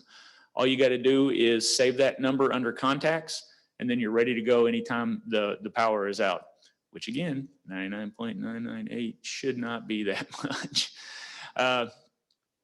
As of end of year 2020, so from April to December 2020, we sent out 41,000 texts. And a lot of those are preemptively, hey, you're out of power. Hey, you're back on power. If you get a text that says you're back on and you're not, all you got to do is text out again, and we will give you a call. Our dispatcher will give you a call, see what's going on, or we'll make sure that those people are out there to be able to get it taken care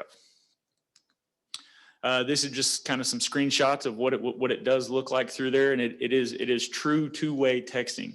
You send out, you're going to get something that says, hey, we've received your message. We know you're out of power. The guys have been called out. When the guys get on site, they may get out there and say, okay, we know what happened. It was a car wreck. It's going to be a couple hours. They call back, talk to the dispatcher. The dispatcher will update the information and send it out to say, hey, it's a car wreck. It'll be another couple hours. Now that is, that's the way it's supposed to operate. It doesn't always operate like that. You have humans involved trying to get the power back on as quick as possible. Sometimes they don't update. Within this area, 2 Saturdays ago, there was a motor vehicle accident on Bella Vista Road that caused about 1,200 people, 1,200 accounts to go out of power. You should have automatically got a text that said, hey, you're out of power, even though you're sitting there in the dark. What should have happened, I know this didn't happen because I checked on it the next day. The dispatcher did not update and say motor vehicle accident. So I did it online. We did it through Facebook, but the intent, and we're still getting used to this system. Like I said, we don't use it that often because we're not out of power that often, but we are using it and upgrading and updating everybody. So it should have said, hey, you're out of power. And then about 30 minutes later, when we figured out what was wrong, you should have got another text that said, there's a motor vehicle accident. We're on the scene trying to fix it. That's the kind of thing that we're looking for and shooting towards. That is all the slides that I have. If you have any questions, I'd be more than happy to answer them. Shelley's given me wait.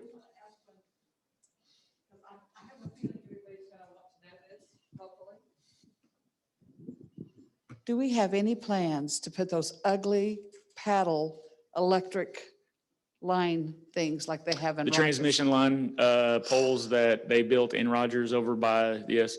Yeah, and over in Belvedere, all that. I mean, it is just ugly. We do not have any plans to put those up right at this moment. We do have some transmission line extensions in our capital improvement plan that are the big steel poles in this side of town down here. But at the moment, our plan is not to use the ping pong paddle looking poles. As Allie said, there's one online. Dylan, if you're online, can you go? Hey, sorry about the delay. This is actually going back to traffic. Can everybody hear me? Oh, traffic is not in here. He is out the door. Okay, I'll go ahead. Yeah. If you'll stay on, once we get through all the departments, we'll try to answer any extra questions at the end, or if you want to, is Chad on? Can they contact you? If you want to send the email or send a message with your contact information, we'll have the department head reach back out directly to you. Chat is off. Wait, it's back on. All right, will do. Thank you. Does anybody here have any questions? Thank you.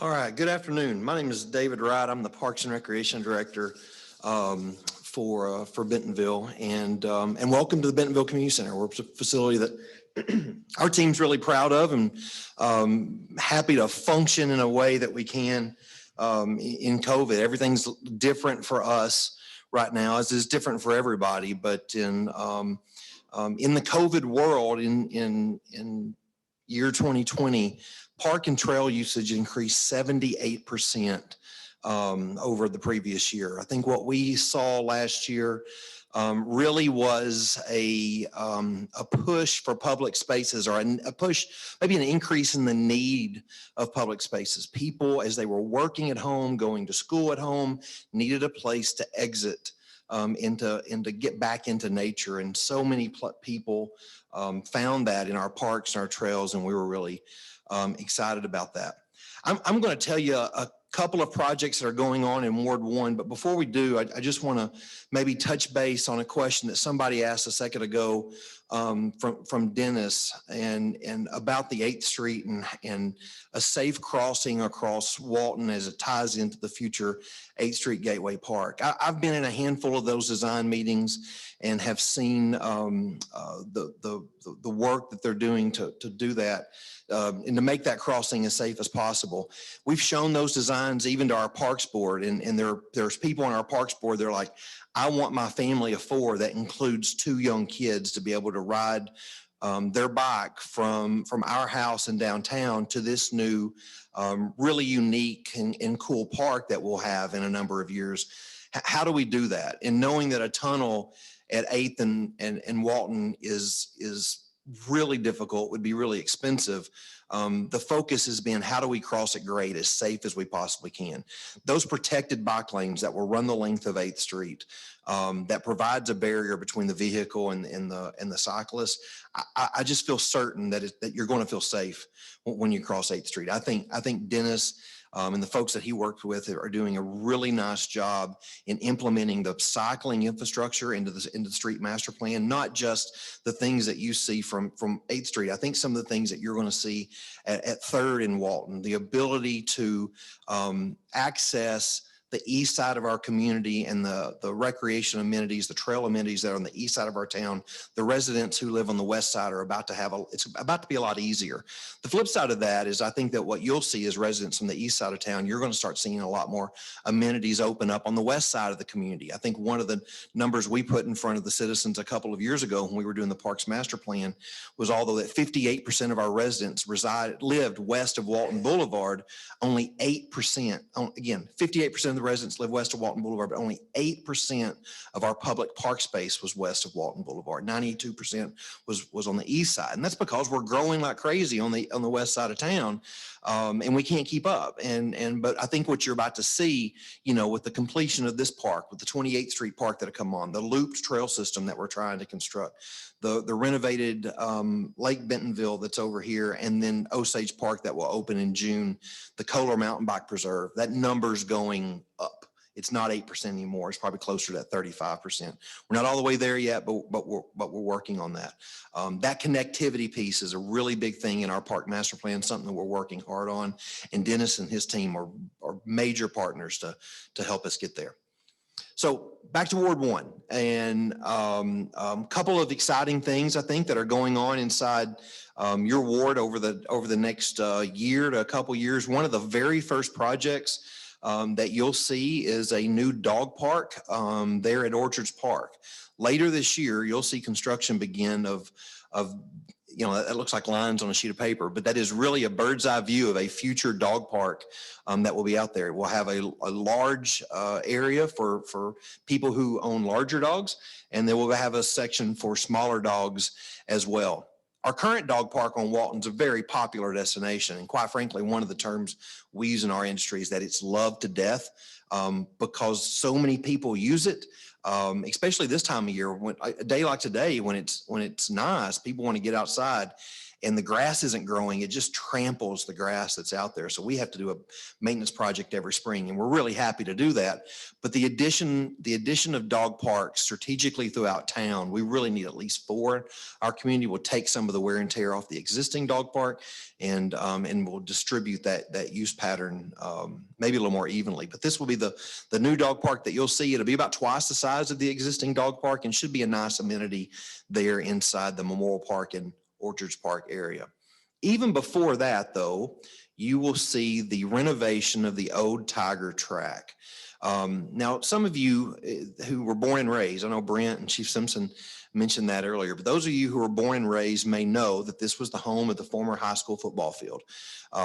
When the high school was over where Lincoln is now, Lincoln Junior High, this is where the high school and the track played on Friday nights and throughout the spring and the track season. And through a land trade that we made a couple of years ago with the school, allowing use of the Memorial Park courts to be used by the high school tennis teams, they provided this piece of land for us to eventually update. We already knew that a number of our citizens were using it on a regular basis. And we've just saved money over the years to be able to come in and make improvements to this piece. So over the course of the next probably 4 months, we're going to resurface that track. We're going to add lots around that track, add a restroom facility, and a little shade arbor out there. And then we're going to improve some of the connectivity pieces. So the kids who ride their bike to the schools that are there or walk to the schools that are there will have a safer manner in which to come off of Tiger Boulevard, or maybe the Tiger Loop that goes behind the school, from Lincoln Junior High, and connect back into the 2 schools that are there. So we're gonna make those improvements.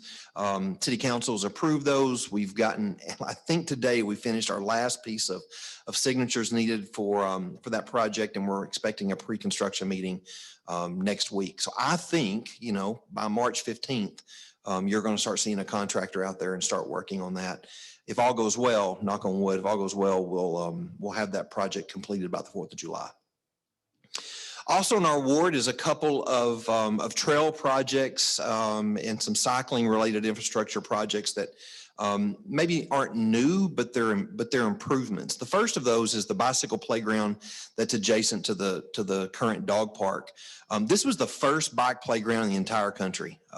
It was a concept that we helped work on with a group out of Joplin, who's now building these all over the U.S. And there's benefits and there's cons to being the first one in the country. The cool thing is that we were first. The uncool thing is that they're building a much bigger and better now than what we did when we added ours 5 years ago. So one of the things that we're going to do later this year is come back in and add some play value to this bicycle playground.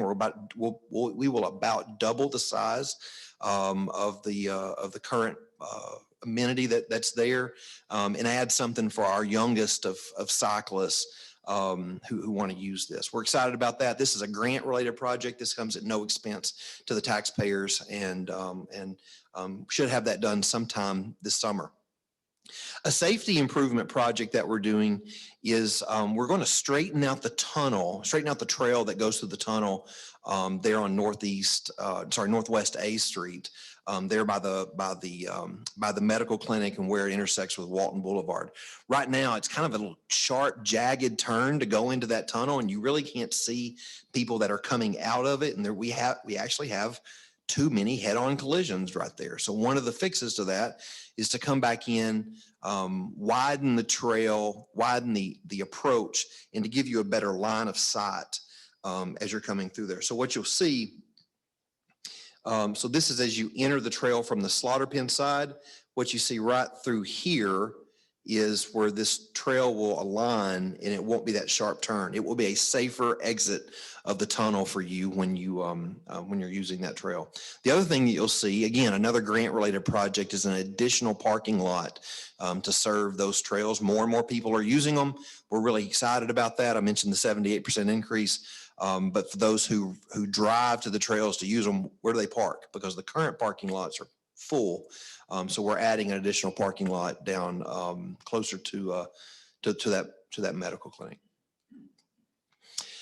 Another project in your part of town is something that a number of people on our team has worked on for a while. It started with Shelley a number of years ago, but it's the McCollum Side Path Trail. Dennis has really, bared the burden of a lot of this work, but the first phase of the McCollum Side Path Trail is very soon to begin construction. That first phase runs from Central to Garden Trail. And then hopefully later this year, we'll be able to come back and finish, or maybe start the phase 2, which would run from Garden Trail past the churches that are on McCollum all the way to Tiger. That will complete what I like to call the Memorial Park Loop. It will give people the ability to park their vehicle in Memorial Park and have a 4-mile loop trail if they want to go for a walk, if they want to go for a run, or maybe take their kids and their family on a bike ride. That will provide a safe 10-foot wide path and that entire loop. So we're excited about getting there. It has not been the easiest project, as Dennis and Shelley will confirm, but it's something that we're making progress on, and excited to get there soon. Now, the last bit of the presentation, I'll tell you, these are bond-related projects. They're master plans that have been approved by the city council, and they're in design right now. And so we have enough money to get us through design. That's where we're at. And then we'll see how we come up with the funding for these in the future. We call this our Quilta Parks. It is recreating the spaces in downtown Bentonville to better enhance your experience. When we were doing the park master plan in 2017, one of the things that came up is that we love our downtown festivals. We love our downtown events like the Farmers Market, the First Fridays, the Bentonville Film Festival. But the truth of it is that we're cramming thousands of people at each of these events into a 1/4 acre lot on the downtown square. And what we're doing to the trees and the landscaping down there is not the healthiest thing from the long-term sustainability of that space. So we want to recreate downtown and provide spaces that make the event space a little more linear. So we will enhance those downtown events, not detract from them, and in turn, enhance the downtown user experience as well. The first of these projects is Dave Pill Park. Now that looks like sand and an ocean and all that kind of stuff. But when I give you a view from the ground, you start to understand that what we want to do with Dave Pill Park is to recreate the playground space. Dave Pill Park is really the community's playground. And so we knew we wanted to preserve that playground. And then the thing that I hear from young parents is what I love about Dave Pill Park is there's a fence around that park and my kids can't run into the street. So what we want to do is we want to make sure that we're providing the safety for the parents, the kids that play in that park, but give families a place to go in downtown Bentonville to be able to utilize.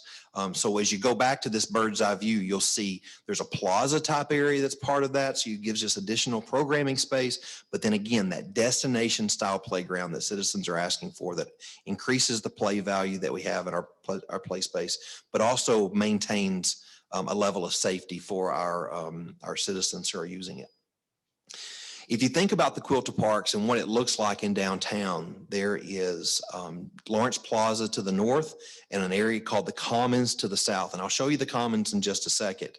But connecting that will be a pedestrian promenade. We are actually taking the East A Street in front of the courthouse and turning it into a promenade area for pedestrians.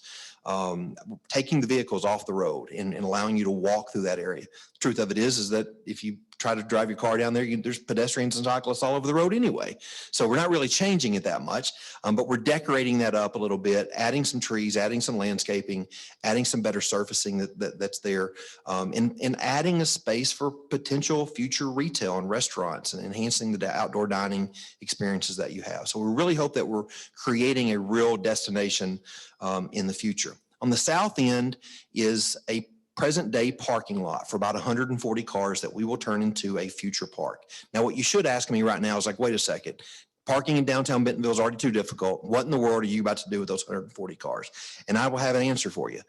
There are currently 2 parking garages under construction in downtown Bentonville. In the fall of this year, there will be a 3rd that will be constructed. We will not start construction of this park until that 3rd parking garage is complete. The downtown parking problems because of these parking garages, I can't sit here and tell you that they're going to go away because parking a lot of times is a perception problem. It's an individual experience. It's not necessarily, I don't know what that means, Shelley.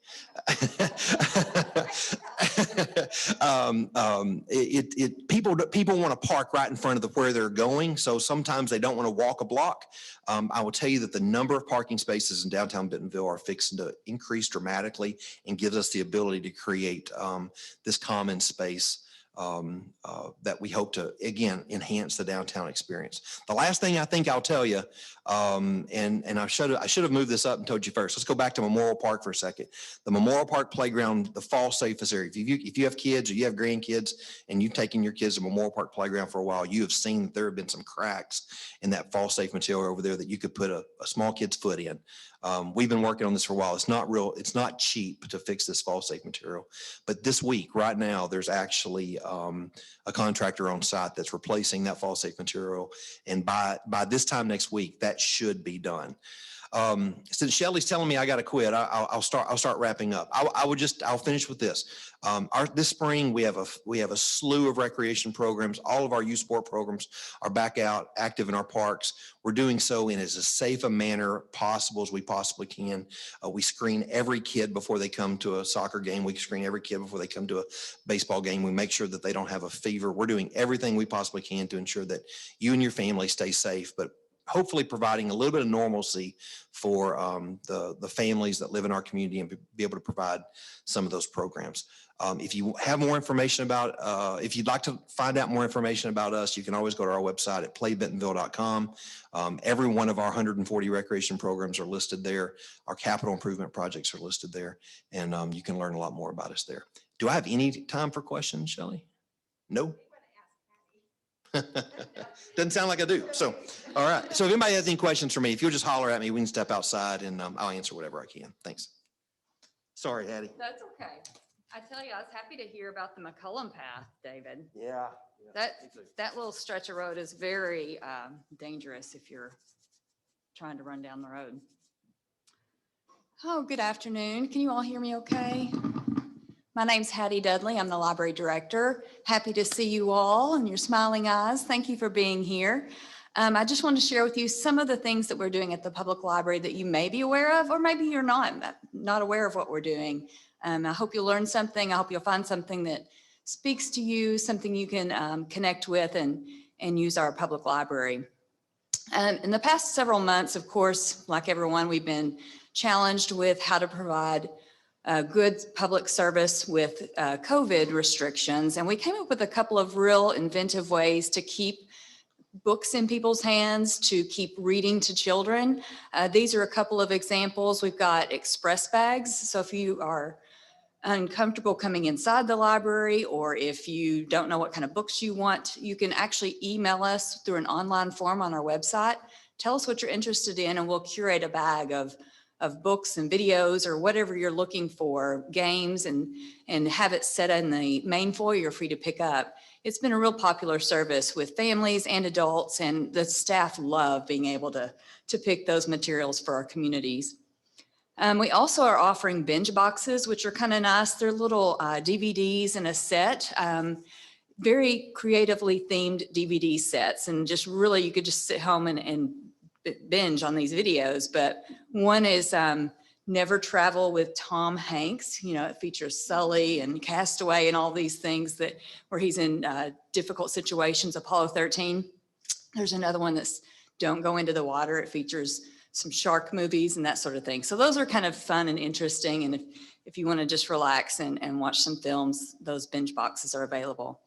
We also offer stories online with BPL, and the mayor has been a guest reader at our story time. And we really enjoy being able to continue to share picture books with children and families, but we sure miss those kiddos. We're ready to see their smiling faces at story time. Hopefully this summer we'll be able to offer some programs like that outside.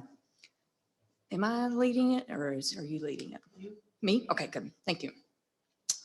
Some of you may or may not know we offer ebooks and downloadables, things you can access from home with your library card. Magazines, we now have Consumer Reports through Flipster, so check that out. We also have news banks. You can access the newspaper online. Freegal is streaming music where you can download songs or stream music. And then we added access video services during COVID. We tried to really bolster our digital materials so that people could access things from home. And we really saw that people did embrace ebooks a little bit more readily. And the other thing we also saw is that people were ready to come back in and get their physical books too, which was kind of rewarding. We have some databases and things online that you can check out at your leisure. We have Rosetta Stone, that's got a good name recognition, foreign language learning, those kinds of things. Lynda.com is geared toward professional learning. I mentioned Newsbank. Learning Express Library is pretty cool. It has standardized test, prep, and career help. World Book Online, we're all familiar with that. And then Ancestry.com right now is available inside the library. I wanted to focus a little bit on our book clubs because even though we're not meeting in person, our virtual book clubs have been pretty popular. We've got something for various interests and ages. So I've got a cover to cover book club for 4th to 6th graders, and it's all online. People can pick up the book, register through Zoom, and then attend virtually. That is the second Monday each month at 5. The teen book club is for high school kids and a little bit of a junior high level too, 7th through 12th graders. And they're really enjoying meeting online. The teens these days are so smart with technology, and they are on it with the professional etiquette that it takes to be in a Zoom call too, which is kind of cool. First edition adult book club. This is the book club we offered in person for many years that has grown and grown and grown. So we added a actual second one called Books on Main. So we now have 2 different book clubs and 2 different meetings for each book club. So you can see we've got second Tuesday each month, noon or 6. And then the Books on Main is the second, and it's our new book club. It's the 3rd Wednesday each month at noon or 6. And really, we obviously want people to be able to read the book so they can discuss it. But if you just want to join and talk about good books and themes, and you can kind of participate in discussion even without reading some of the books, it's really a nice way to collaborate with others. In the next couple of months, we will be announcing Young at Heart Book Club. This is a book club for adults, adult readers who like to read YA books, young adult or teen books. That's a pretty popular genre with a lot of our adult readers. So that's coming soon. And also the Mayor's Book Club is coming soon. So I'm not going to share too much information about that. I'm going to leave you hanging just a little bit. But Mayor Stephanie Orman's really going to select the book, lead the discussion. We'll have some other things along with that. But her book is really about passion, finding your passion for community and how you can get plugged in. And I think we'll have a good discussion. So watch for details on that this spring. Some things you may or may not know about the library. We do have volunteer opportunities. Generally, we have volunteers inside the library. In the next few months, we hope to be able to open that back up again. So keep us in mind if you want to connect with the community and log on and just fill out the volunteer application. Some of you may not know that we offer free lunch programs in conjunction with the schools when they're out for the summer. And when they were closed for COVID, the schools and Aramark, Bentonville Schools and Aramark distributed free lunches on the property. It was really nice to be able to see some of those kids ride up on their bicycles and get their lunches and go home. And it really warms your heart to see that people can have access to food when the schools are closed. We also partner with all of the schools in our district, in our area, with the BPL Tech Card program.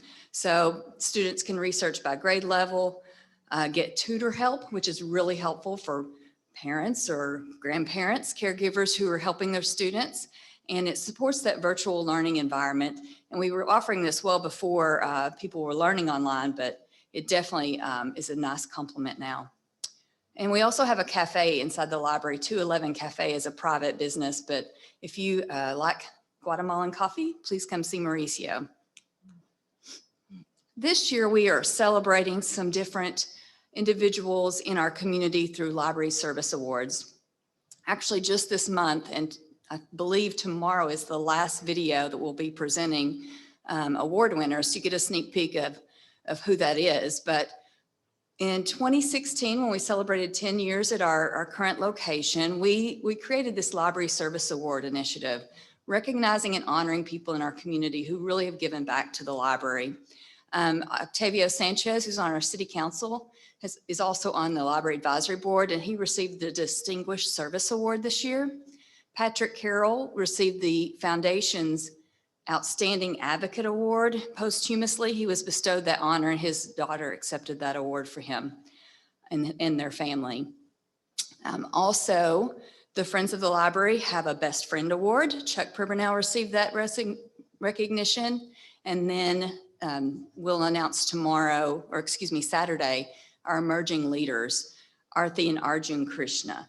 And when we announce those, we're producing short videos. They're posted on social media. So go online and check them out. That's some really lovely stories, some great people working hard for the benefit of our library and our community. So as the mayor mentioned and some of the other department heads have discussed, the bond extension that is being planned, the library will be participating in that with some proposed improvements.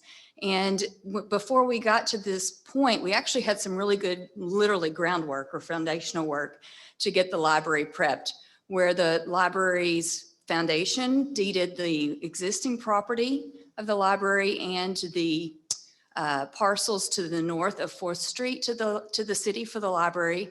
And that allowed us to be able to participate in the bond, as well as the city purchasing Charlie's Barbershop next door.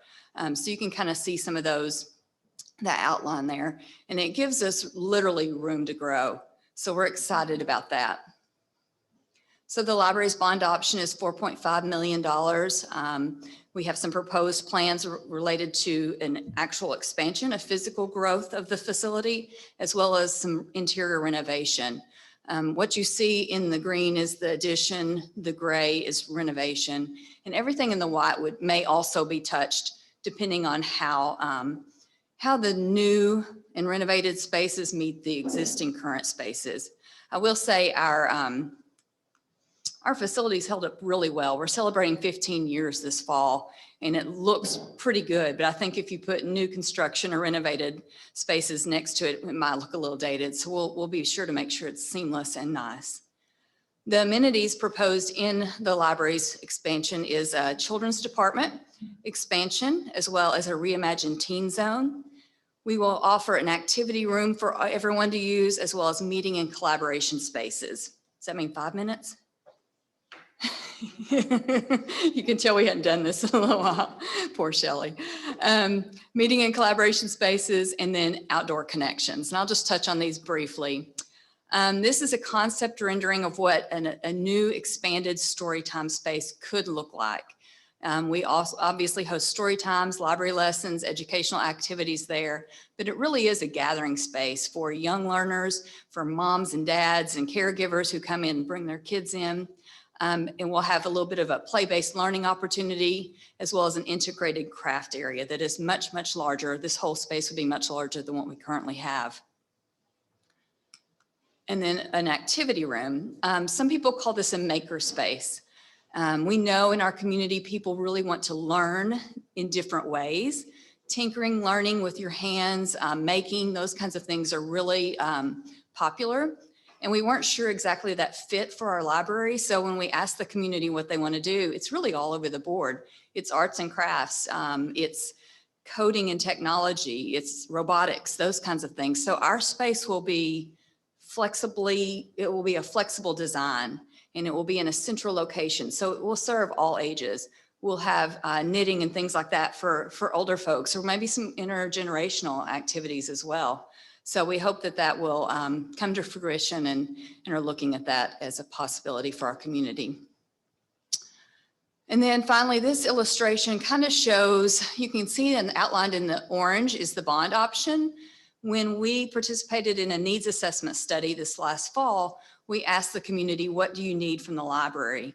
The bond option, the amenities provided with that is very much the highest priority, the children's department expansion and what that could do for our facility and our community.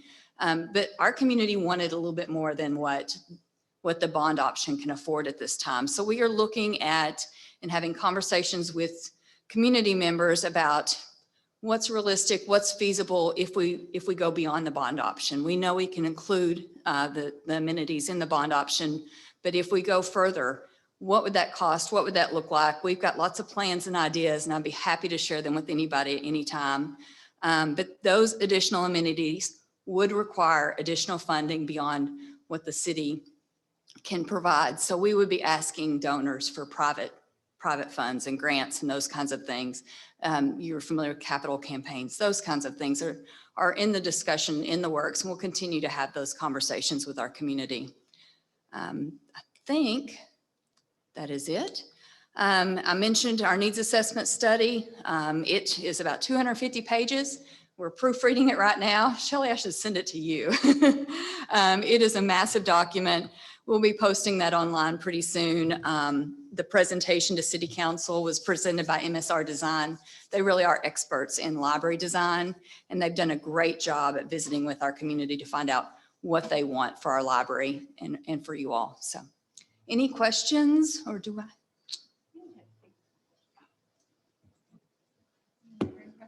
Any library questions?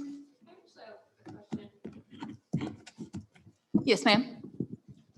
Oh, yeah, forgot about the microphone. Carrie What Lee? is the outlook for reopening totally when, and I guess this goes for all of the city as well. Obviously our schools are open and all of that. So I'm just curious to know what your thinking and your plans are. That's a really good question. And what we're doing right now is when we started rolling back services, we've been rolling them forward and back in.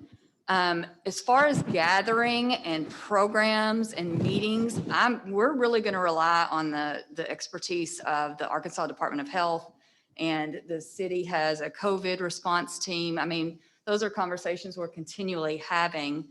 I think we're about as open as most public libraries in our region have been, and we've been open the longest, allowing people to come in and get their materials. But what we're missing, what we're lacking are those engagement opportunities and those connections and having people in the facility and really enjoying that. I think a little bit more time with some of the vaccinations, some of the herd immunity, those are the things we're kind of looking at and would be our tipping points, I believe.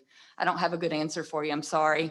This is one of those things that is a real challenge because we're all chomping at the bit to do things together again. The library's purchase of the barbershop, the city's purchase of the barbershop for the library, that property, we were able to remove the structure and level it. So we expect to be able to have outdoor activities very soon, later in the spring, early summertime. We are planning a summer reading program with events and they'll all be outside is what we're thinking. And we've got great ideas. We can't wait to get outside and play. Right, David? Good question. Any others? Thank you. Okay, so I'm going to try to wrap it up here real quick. Apologize that I've had to be the one to keep us going pretty quick, but we had so much to talk about. We will go over a few, make some opportunity for some questions at the very end. I'm just going to give you a little bit of information about the Mayor's Great Neighborhoods program. This is a program we started about 2 years ago with the goal of connecting the mayor. They're giving me trouble back there. They're waving their timesheets at me. So I'm going to go real quick here. It's tying the mayor's goals of transparency and communication with the City of Bentonville's community plan of being a really great place to plant roots. And so some of the goals with that are to help neighborhoods work together on issues within their neighborhood. One, get to know each other, being friendly, making sure that they're safe, that people feel comfortable there, that they're attractive, and that also that they're engaged with each other through communication and events and activities. Of course, we have, like a lot of other programs, kind of had to pull back a little bit over the last year. It's been harder to have block parties and some of those type of things during COVID, but we do have a few benefits of participating in the program. One of them is planning and support. We can provide assistance with neighborhoods that may not be part of a POA, but would like to organize their neighborhood, and we provide support and assistance for that. We can also work with those neighborhood groups on identifying issues within their neighborhood and then helping them work towards addressing those issues. We also have several programs. One of them is that we are doing newsletters. We've started doing this year. with individual newsletters per neighborhood group. We also have litter cleanup kits that the neighborhoods have been using. And then we have our block party trailer that we have not been able to use yet. We were going to roll it out last spring, right as COVID hit. So we are hoping possibly later this summer, this fall, to make the block party trailer available to those participating neighborhoods. And then finally, we have a neighborhood advisory committee. And right now, these are representatives from the participating neighborhoods. And they sort of serve as a conduit between the city and the neighborhoods to identify issues and see what type of information that they need or they'd like to see. They've been really helpful in helping us expand and grow the program. One of the things that we did this year was to have a holiday decorating contest that came directly from that committee. Organizing that. So that's, they've been really helpful in helping us develop this program. We do have 2 participating neighborhoods in Ward 1, Chapel Hill and Allencroft. So they have been very active in the Neighborhood Advisory Committee and the program. So if you have any information or want some additional information, have questions about the program, we do have information on the city's website. And also you can reach out to me for that. But I also want to thank Allie Worley, who is here. She's running our Zoom today, but she has been running this program for the last year and a half or so, and she is moving on, and we wish her the best of luck in her new position. So I think with that, that is, one thing we do have coming up on April 17th is we have our spring tree giveaway.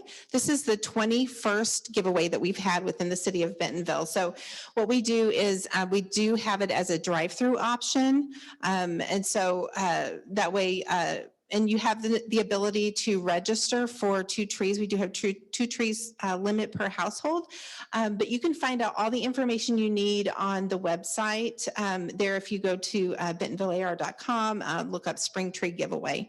We have information on there about that as well. So we did it. I think I may be just a few minutes late, but we tried to keep within that 2-hour limit. We really appreciate everybody's time. We wanted to be respectful of that, but I want to reach out real quick and see if you have some questions on Zoom, since we didn't have an opportunity. See if we could grab 1 or 2 of those. Okay. Okay, Darren? Darren, would you like to ask a question? Oh, I was just going to ask if there's already an existing neighborhood committee in my area, but I think you answered it. You showed that there's only 2 in our ward, and that doesn't include me. Right now. Okay, great. Give me a call. We'll work on it. Okay, another one from Zoom.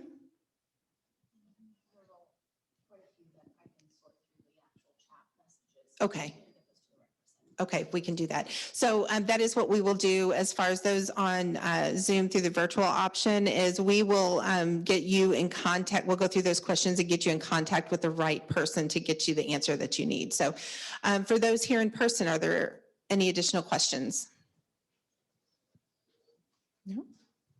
Okay, Mayor, did you have any additional comments? I know we're 5 or 6 minutes over, so we'll let everybody get out there. If anybody does have additional questions, we do have staff that has remained here. So if you want to catch them before you leave, we'll be happy to do that. And online, I think we're trying to gather the questions and get contact information and get back with you. Also, if you did not sign the sign-in sheet, it's right up here with Carrie Lee, if you wouldn't mind just signing in. Okay, thank you all. We appreciate it so much. Have a good day. Bye.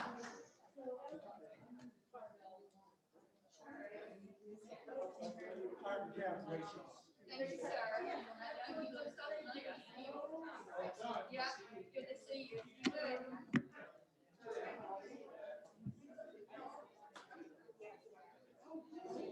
you.